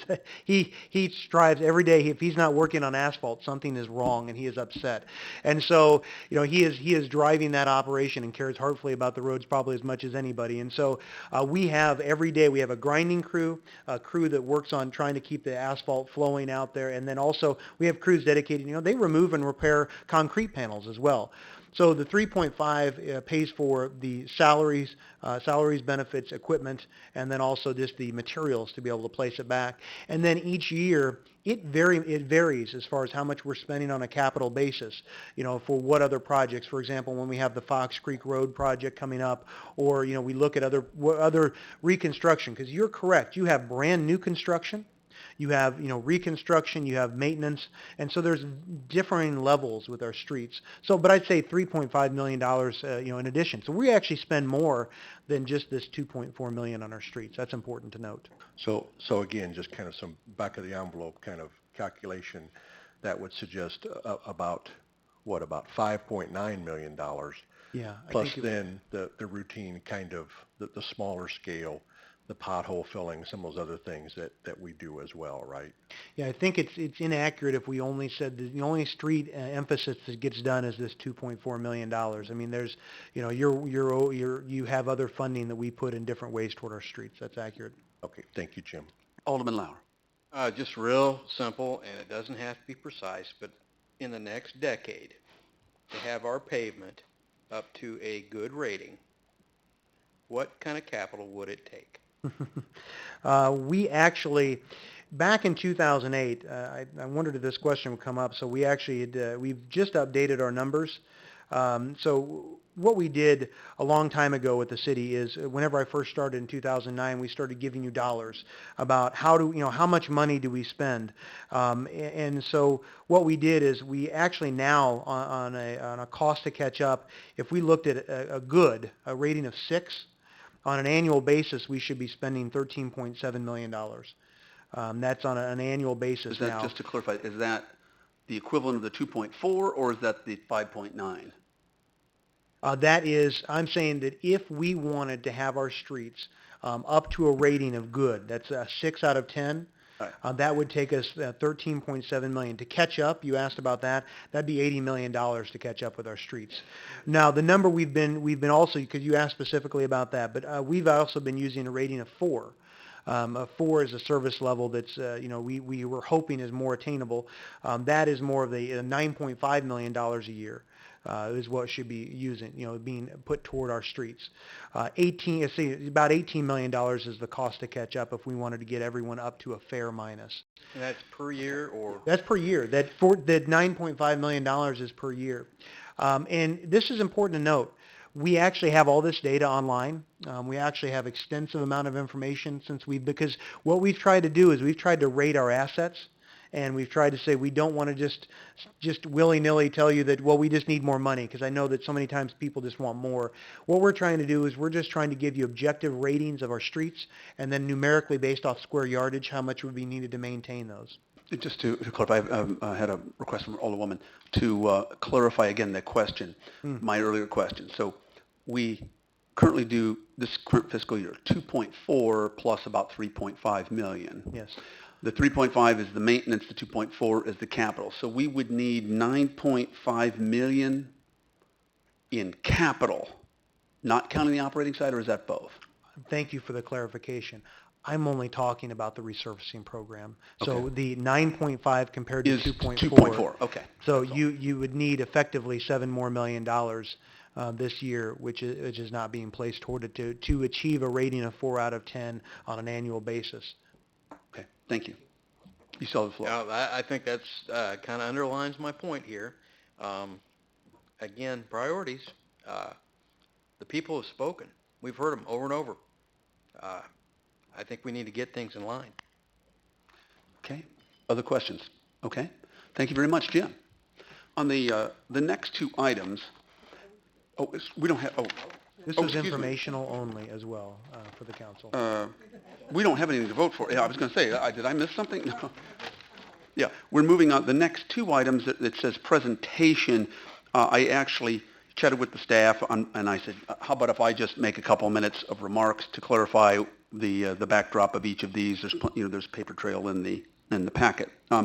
In the first one, the text amendment to Chapter 6 alcoholic beverages and Chapter 38 streets and sidewalks and other public ways of city code provided that Class T tavern liquor licenses located in the downtown area can have sidewalk cafes. Now, this had come from a recommendation or suggestion by some downtown owners of bars that they be allowed the same access to serve on sidewalks that restaurants are. Now, this is just, I'll explain this. This is, whoa, thank you. This is in Uptown Normal, and there is access there. They don't actually have a designated area that you have to have roped off, but obviously they still have to meet ADA requirements, et cetera. So essentially the Liquor Commission discussed this. We discussed it over a couple of meetings, and we decided that a couple things we would recommend to the council. We weren't going to go quite so far as to do what Normal does. And Normal, you don't have to rope something off. Like Rosie's, there's a designated area. We said, well, let's try the following. Let's take a look at it this summer, see how it works out. And we wanted to bring this to the council before Memorial Day. If the council approved it, then they could begin to do this. And it would be the following. Like Rosie's has their little area, they would still would require that people have it sectioned off, but that there are sort of two changes, and they kind of go in two different directions. One is we would ask the council to approve that people with tea licenses would have the same ability to serve outdoors as people with restaurant licenses. But in exchange for that, we did not want it to bleed into any of the bar scene. So the current ordinance says that you must stop at midnight, and we said, okay, if you're going to do that and you're a bar, we want you to stop at 10 o'clock. And the bar owners were fine with it, or the people who were supporting this were fine with that. So again, part of the idea was that we would make our streets a bit more alive in downtown, part of something that would help make downtown a destination earlier in the evenings for people perhaps maybe my age, not as old as you implied there, Alderman Lauer, but rather than perhaps the 20-something bar scene. So we didn't, in terms of talking to the Clay Wheeler, who was the police representative at both meetings, he saw no issues with at all bleeding into the bar scene because I was about to say the kids, the students come down later than that, much later, more like 11 o'clock and closer to midnight. And so if they've got to wrap everything up and close everything down by 10 o'clock, they didn't seem to think it was an issue. So essentially the two changes would be, one, the people who have tavern licenses can serve food outside and beer or whatever, just like the restaurants downtown. But we're suggesting that the time for stopping that be 10 o'clock, not midnight, if that makes any sense. And it might be, if it seems to work fine, it might be that we come back next year and go to something where, as long as you have ADA access and all the things that we might not require the area to be roped off. Okay, so I think that's kind of summarizing it. And thank you so much. This is my last-minute technological incompetence. I said, I've got a photo here from Uptown. Can you please load this up? I realize I'm asking you to do something at the last moment. Thank you. Thanks. Questions, comments, or a motion? I guess I have a question. Sure. I guess I'm not following the roped off virtue. I mean, it just I seems don't like know that too much I government. have, I'm not defending that. Right. I was trying, in fact, I was initially an advocate of going to something like this. But in order to move a bit more cautiously, just to see how things were, how things would work out, that was kind of a compromise that we worked out. But That was one of the things that the Sure. police officer mentioned. Oh, you were that's right, you were at the Liquor Commission. Sure. Right. Yeah. And now what did Clay, did he have any, Just see to be any able to benefits control- to that? To be able to control the The serving? serving, yeah, so Okay. that people couldn't just, from Okay. the street, just sit down with another table where alcohol was being served. Gotcha. Okay. Yeah, I guess I'm just haunted by, I remember there was one time went to a festival downtown and they had us all roped off in one little area because we had our, slushies, and that just seemed kind of ridiculous. Well, And I know this I'm is very back. happy to, Yeah. And I am definitely, of the opinion that you punish the behavior, not necessarily making elaborate rules.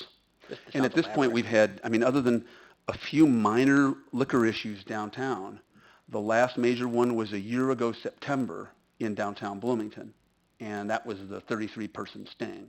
Okay. So. Well, I guess at this point in time, I'll make a motion for what you suggested minus the roped off provision. I have a question I think we need to talk about before we make a motion. Okay, well, Okay. well, we can make is there a second to that motion, and then we'll come to you, Kevin, here. I think that's, I'll second the motion. second the motion, so you're suggesting that minus the roped off, and now we have a question. Yeah.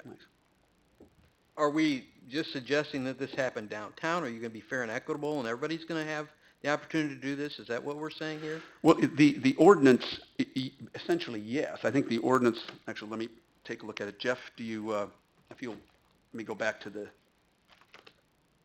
The ordinance isn't just yeah. for downtown, it's It for was any just- I think Class that's just the T title of it. tavern license. Yeah, there's no, if somebody else wanted to have an area outside, And my but most point of our- being, are we going to allow this out at Trucker's Lane on West Market Street if they have a similar license and, on If the they have a east side sidewalk. at Gill Street and, if they have a sidewalk. Yeah. Karen and I have an adjoining neighborhood that has, a bar, and they had a problem with people carrying things in. And so how are we going to control that? They're going to be able to just walk right up?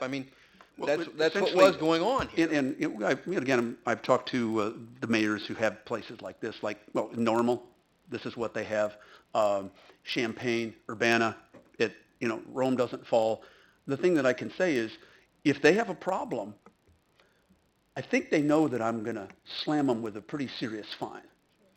And so at this point, if you go to Chicago, you go to Baltimore, you go to Washington, you go to most major metro areas, and even some of our neighbors here, this is fairly common practice. So if there seems to be a problem,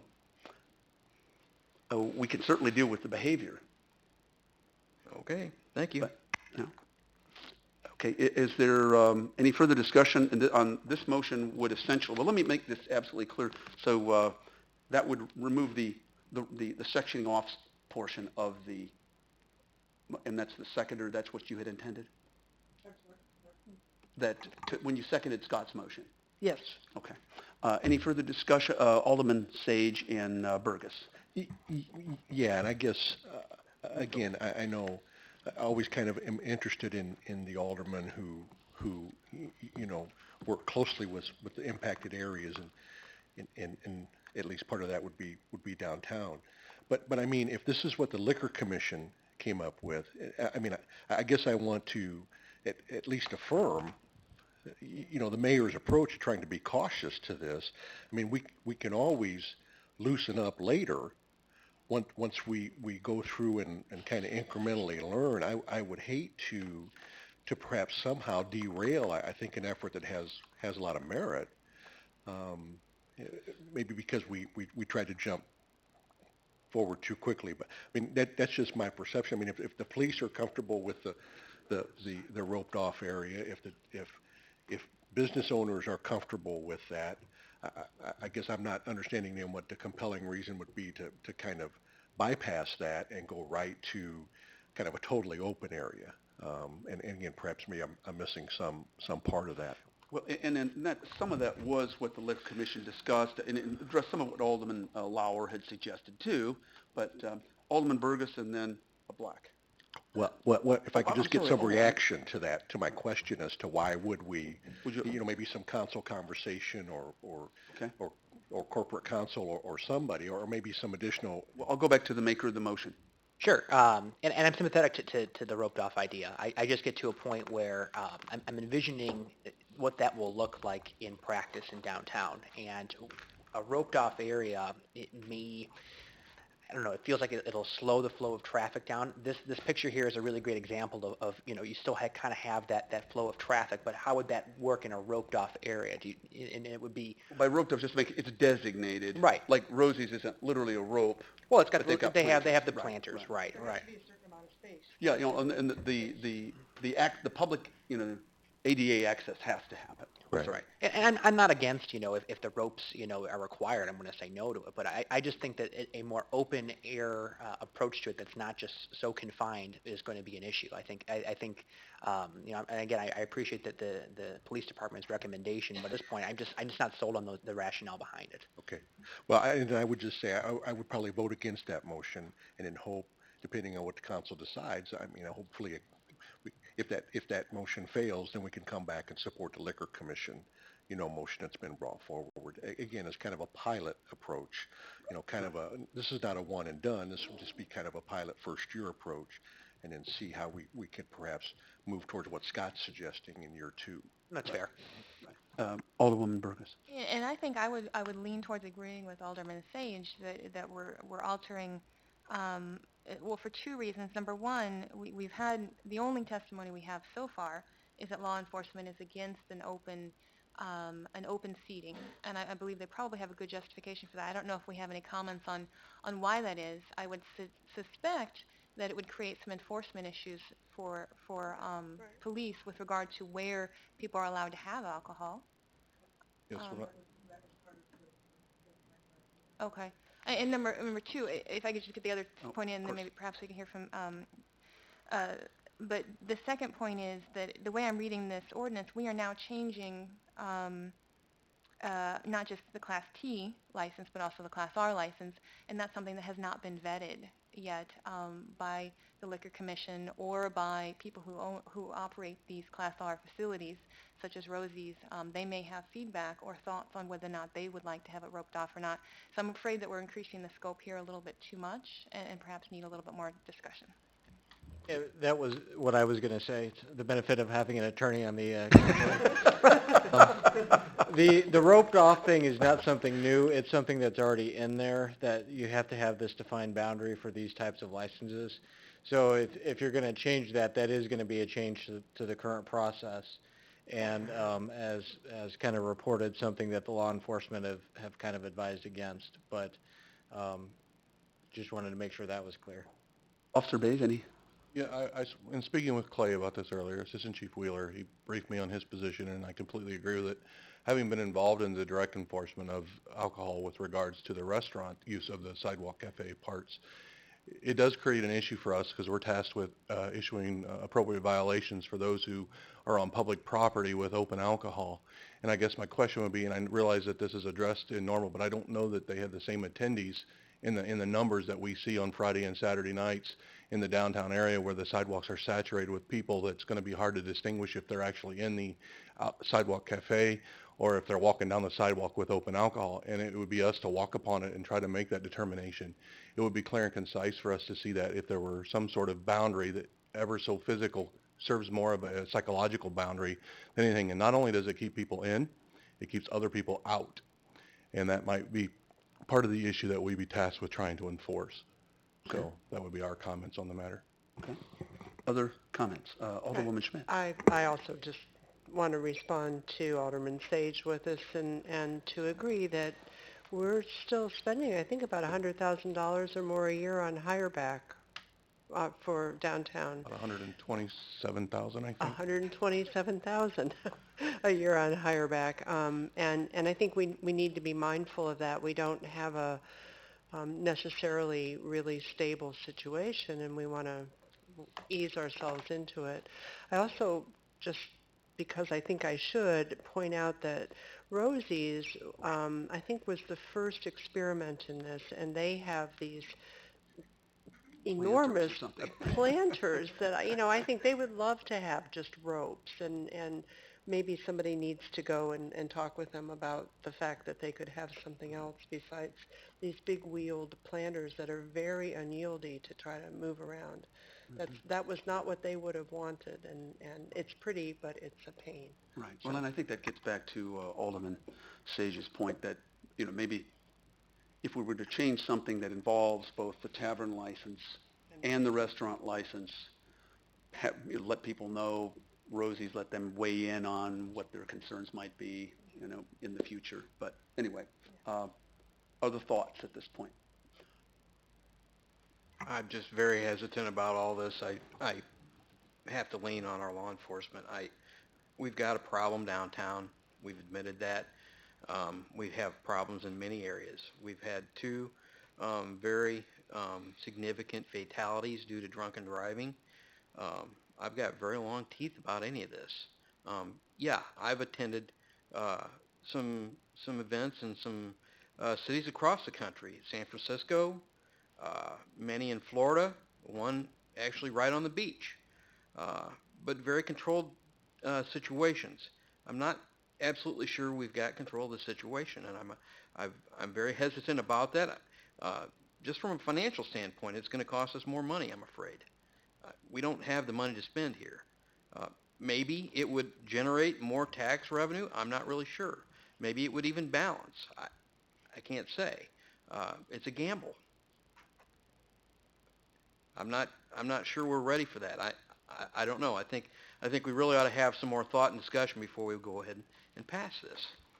Okay. I guess I have a question for Jeff. So it seems like support is waning for my motion here. So and that's fine. If this were to fail, does that mean that the whole proposal goes down, or do we need an alternative motion to what I have presented? Or you can withdraw your motion. Withdraw your motion, make a new one as long as the seconder agrees. Well, in that case, then I would like to amend my motion to return to the roped off situation. To the original staff To the original staff recommendation, yes. Thank you. Is that okay with the seconder? Yes. Okay. At this point then, a aye vote will be to pass the recommendation of the Liquor Commission as presented, not amended. A nay vote would be no.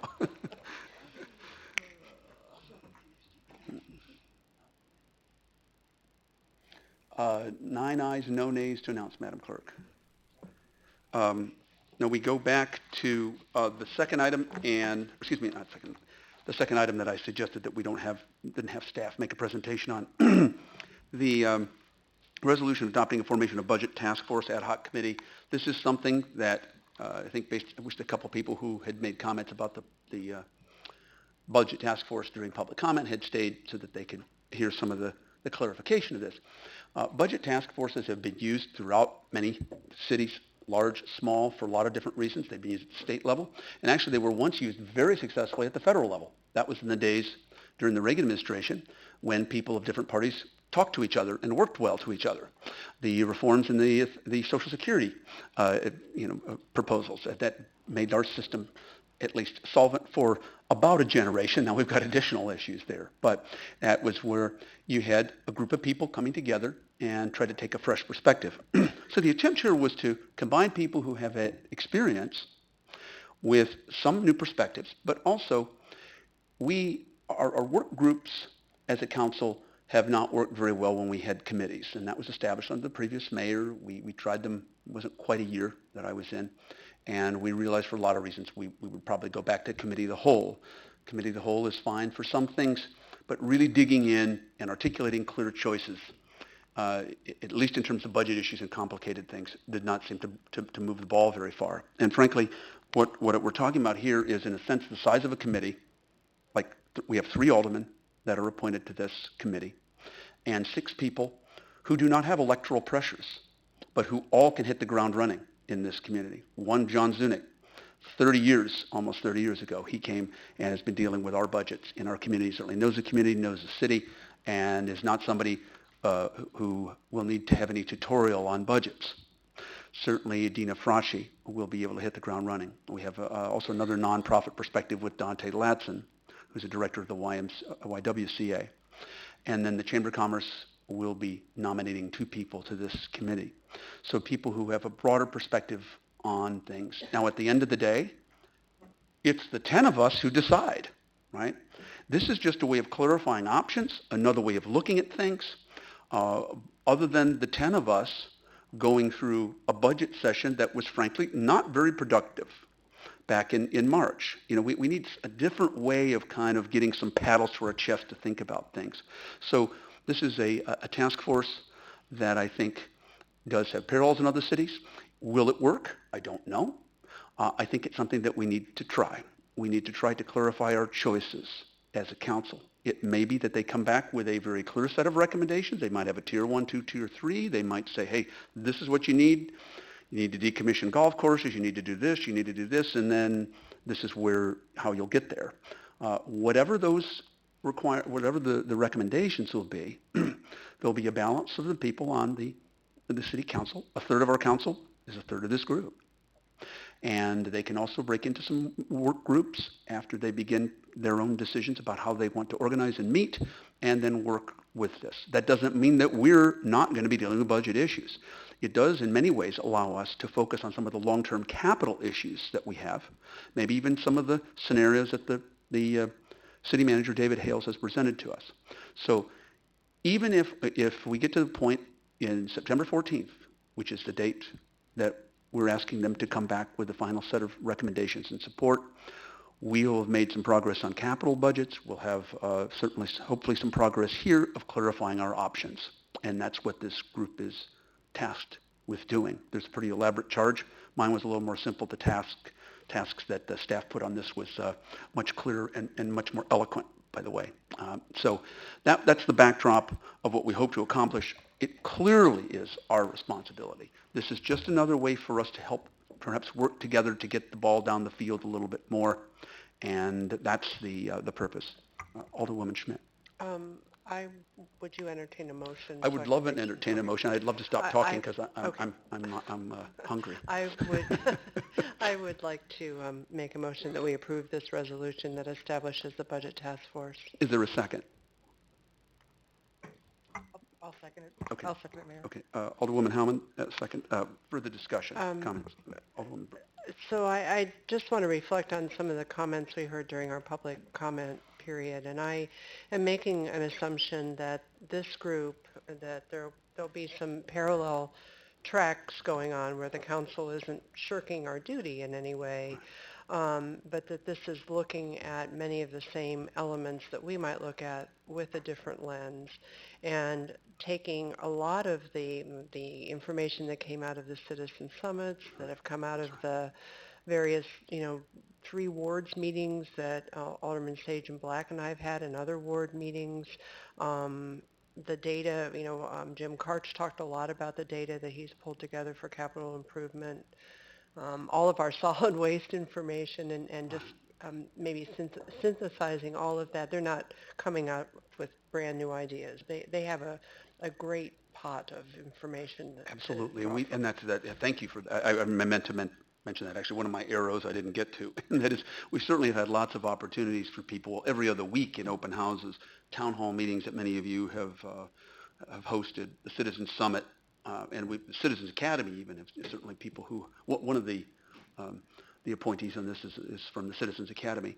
And so that there are many different ways, but we're hoping that these work in tandem.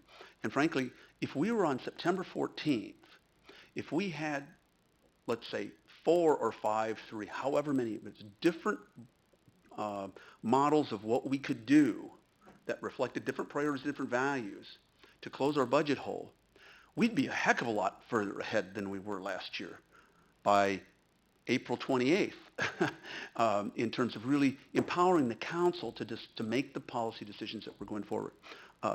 Alderman Lauer. Well, I would never not want to encourage someone to be engaged here, but quite frankly, I think we already are. I think that we're just not communicating effectively and not leading appropriately, sir.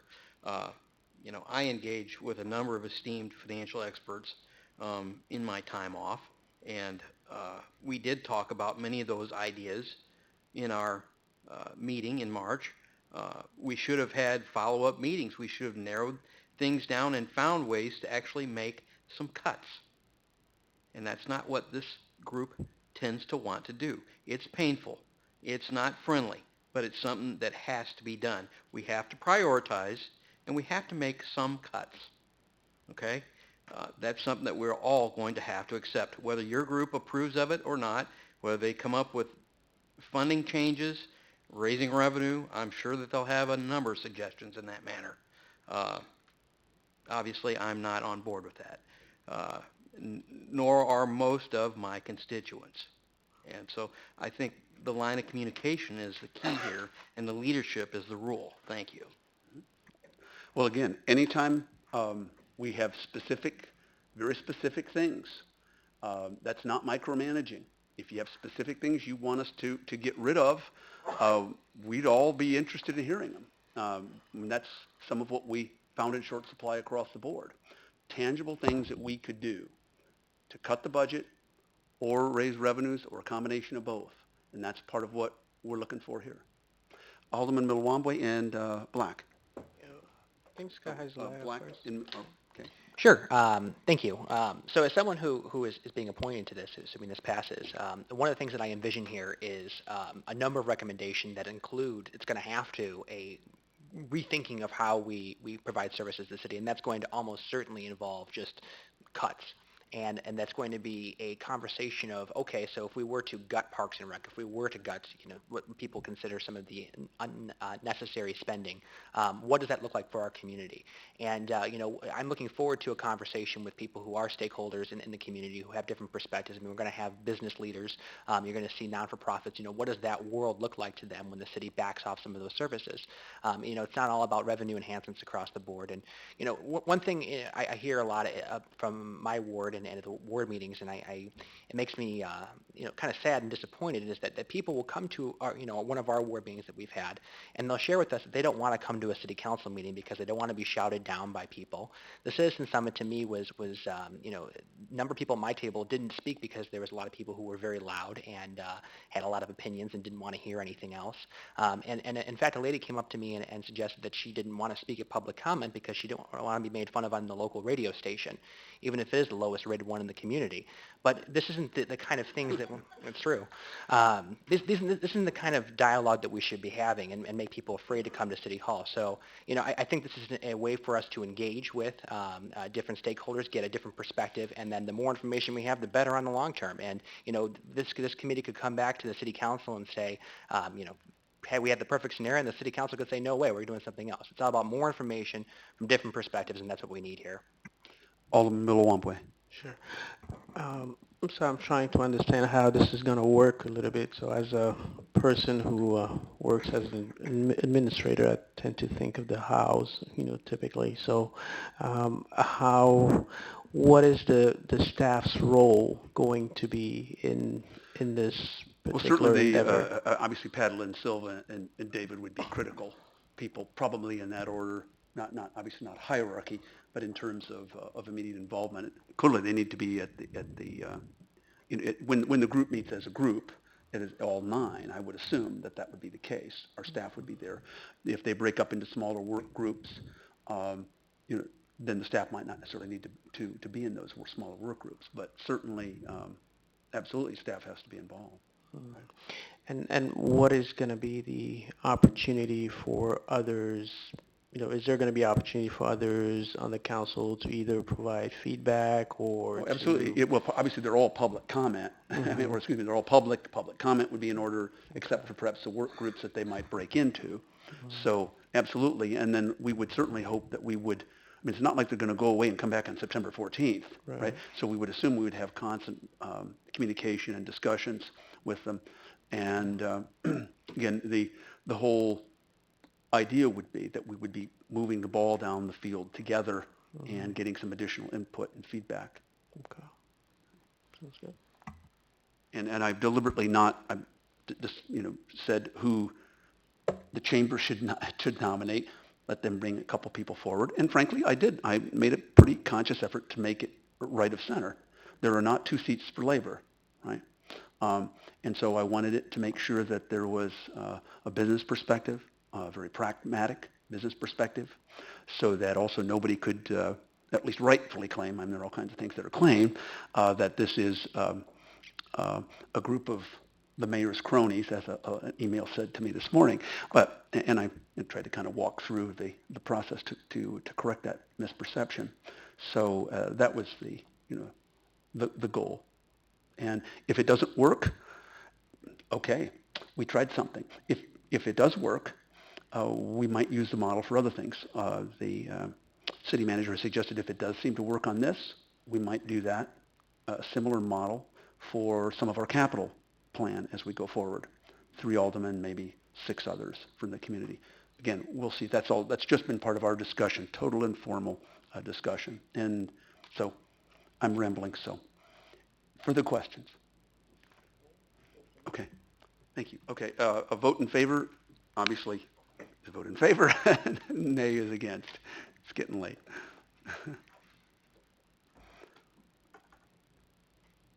Okay, the motion carries 8-1. Madam Clerk, would you announce the nay? Alderman Lauer. Okay, thank you very much. And we start with Mr. Rasmussen. Do you have any comments on behalf of Mr. Hales or for yourself? No, sir, I have nothing more to add. Okay, and I just a very few things. The time is very late, and I just want to thank Alderman Dave Sage and Alderman Scott Black, Amelia Burgess, for being willing to serve on the committee. I would also like to just briefly recognize an intern who is working with me this for May term, and that's Lane Bennett. Lane has already done some work on Uber. He's coming to our meeting with Uber tomorrow, so think good Uber thoughts and regulation or not. He's also done some work on TIFs, and that gives me one point that I just want to clarify TIFs and the funding. And again, I wish some of the people who were here for public comment could once again clarify. I'll be clarifying with my media interviews over the next 2 days. Again, tax increment financing, which is what we're talking about, if the council goes forward, and again, we'll see whatever the proposal might be, would be the means to fund a downtown redevelopment project for that particular block, whatever it might be. This is, by any empirical account, a conservative fiscal tool. It is out of the Reagan administration. Our particular proposal in downtown Bloomington, our TIF, was in the second Reagan administration. This was the federal government saying, the Reagan administration saying, don't depend on the federal government for grants to fix your downtowns and urban revitalization.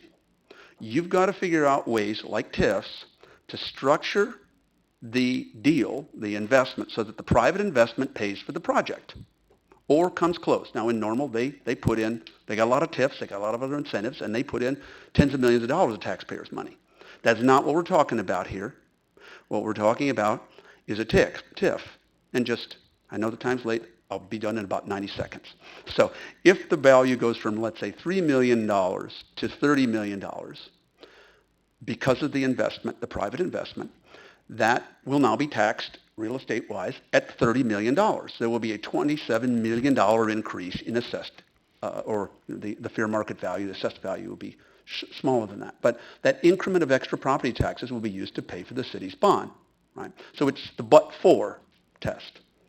But for the investment, we wouldn't have that $27 million. But for the project, we wouldn't have the $27 million of additional increment on that property. Downtown development is not like strip malls. Everywhere in the country, there are the same issues we have. People buying property and sitting on them and letting them deteriorate. Trying to get control of property is a whole block that you could do something with is critical. If it works, obviously, we hope that it would have a positive effect, not just on our downtown and our overall community, the property values surrounding that, the catchment area, but also, hopefully, the Coliseum itself, right? So that's the logic. We haven't seen the proposal. When we see the proposal, we see the details. But again, in the spectrum of things, one is Some places in Oklahoma, Texas, and Kansas, not exactly liberal areas, they go into the hotel business because their city can't attract private investment because they think it's that important to leverage their economic growth for the future. Then there's the sort of normal model, uptown normal, where they have a mix. They put in some tax dollars and they do TIFs. We're talking about the other end of the spectrum here. TIFs, maybe hotel motel taxes, rebating, depending on the nature of the project. We're not getting any hotel motel taxes on that site right now. It's a dilapidated building and the other parts are pretty underperforming. And the same thing, obviously, it's not at 30 million. It's at roughly 3 million. Okay. Anyway, that's it. I will be quiet. Aldermen and women, your comments as we end the night. Alderwoman Howman. Thank you. Johnny and Amelia and Mavoka and I attended a half-day seminar on Saturday for municipal officials and got a great resource from the program.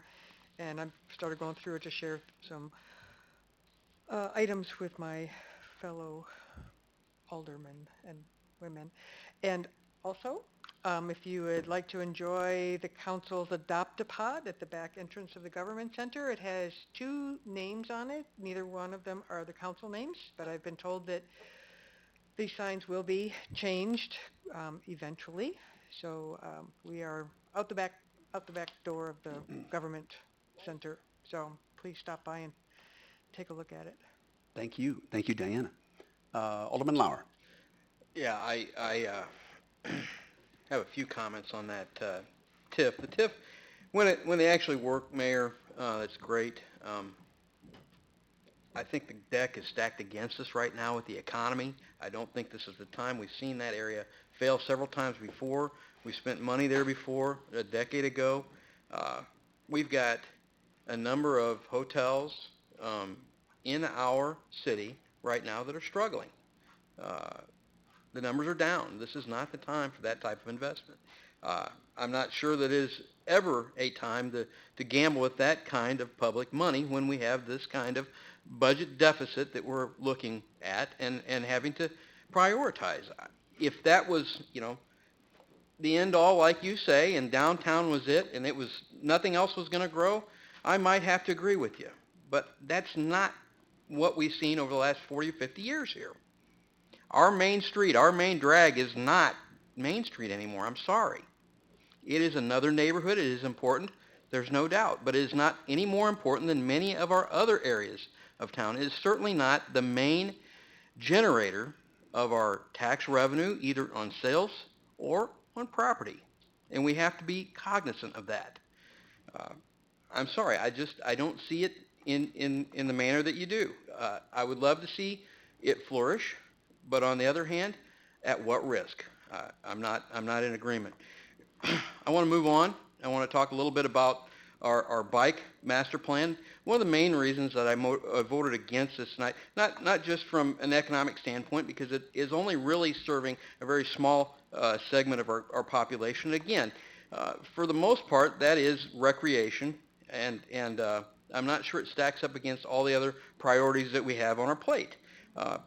But mainly from a public safety standpoint, I really have strong feelings against these sharrows, especially on some of the larger or busier thoroughfares. Some of the things that I kind of looked into is what other municipalities have encountered as they charged forward and implemented their own bicycle master plan.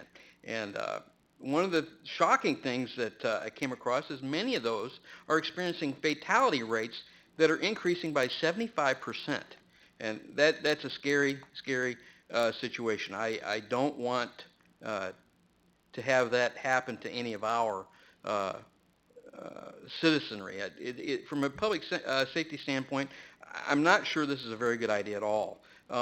A couple of statistics that would be good to review here. At 20 miles per hour, and that's 2 vehicles meeting in some manner, there's a 95% chance of survival. At 35 miles per hour, there's only a 20% chance of survival. Okay? Statistically, They looked at, well, whether these bicyclers were wearing protective gear that would be appropriate, and it didn't bear itself out. Yes, it would help a If I little could just bit. get a clarification, what bicycle goes 35 miles an hour? There's two vehicles. If there's another vehicle that hits it in one manner or another, sir, we have vehicles that drive 30 miles an hour in our city I thought you were on a talking, daily first basis. that's what I thought you were talking about, then it seemed like you were talking about bikes. I'm Okay. not sure that a bicycle goes 35 miles an hour, but we're talking about physics here. Two vehicles that meet in one manner or another, okay? I have had several constituents that have actually, in the last year, had accidents. One in which he was turning onto his street and a bicycle ran into him as he was turning. Okay, it damaged the car. It broke out the window, and the bicycler ended up having to go to the hospital. He was uninsured, and so there's a whole myriad of issues that come up here. Just not sure that we ought to be charging headlong into some of these things, especially when we really can't afford all this. I'm afraid that if we do move forward, and I don't totally not support this. I do support some of it, but I think we need to be very, very cautious as we do it. Exposing people with a line on a pavement, it bothers me. I'm afraid that we're encouraging some dangerous activity that we don't necessarily need to be. Okay, all right. So anyway, Alderwoman Burgess. I think that Alderman Lauer has a good point within those comments that you just made. The Bike Master Plan is a very good first step. I've read some of the studies that Alderman Lauer is referencing. I've also read the other studies that say that whenever you start distinguishing where cars belong, where bikes belong, and where pedestrians belong, you increase safety for everyone. So the Bike Master Plan is not a niche plan. It is benefiting everyone who uses our streets and sidewalks. However, Alderman Lauer has a very good point that to the extent that we are not creating a complete separation between bikes and cars, there is still room for error, and there will still be incidents involving the two of them. As a reminder, this is not adding people to the streets necessarily. These are people who are using the streets already, and this is an attempt, using our limited resources, to make it safer, to make it clear that bikes have a place, and a legal right to be on the streets, and a reminder that they do so. So to the extent that those comments were about this being a good first step, but that our work is not done to making streets safe for everyone, I agree with Alderman Lauer. Okay, thank you very much. And at this point, I'll take a motion to adjourn. So moved. Moved by Alderman Black. Is there a second? Second. Second by Alderman Schmidt. All in favor signify by saying aye. We're adjourned.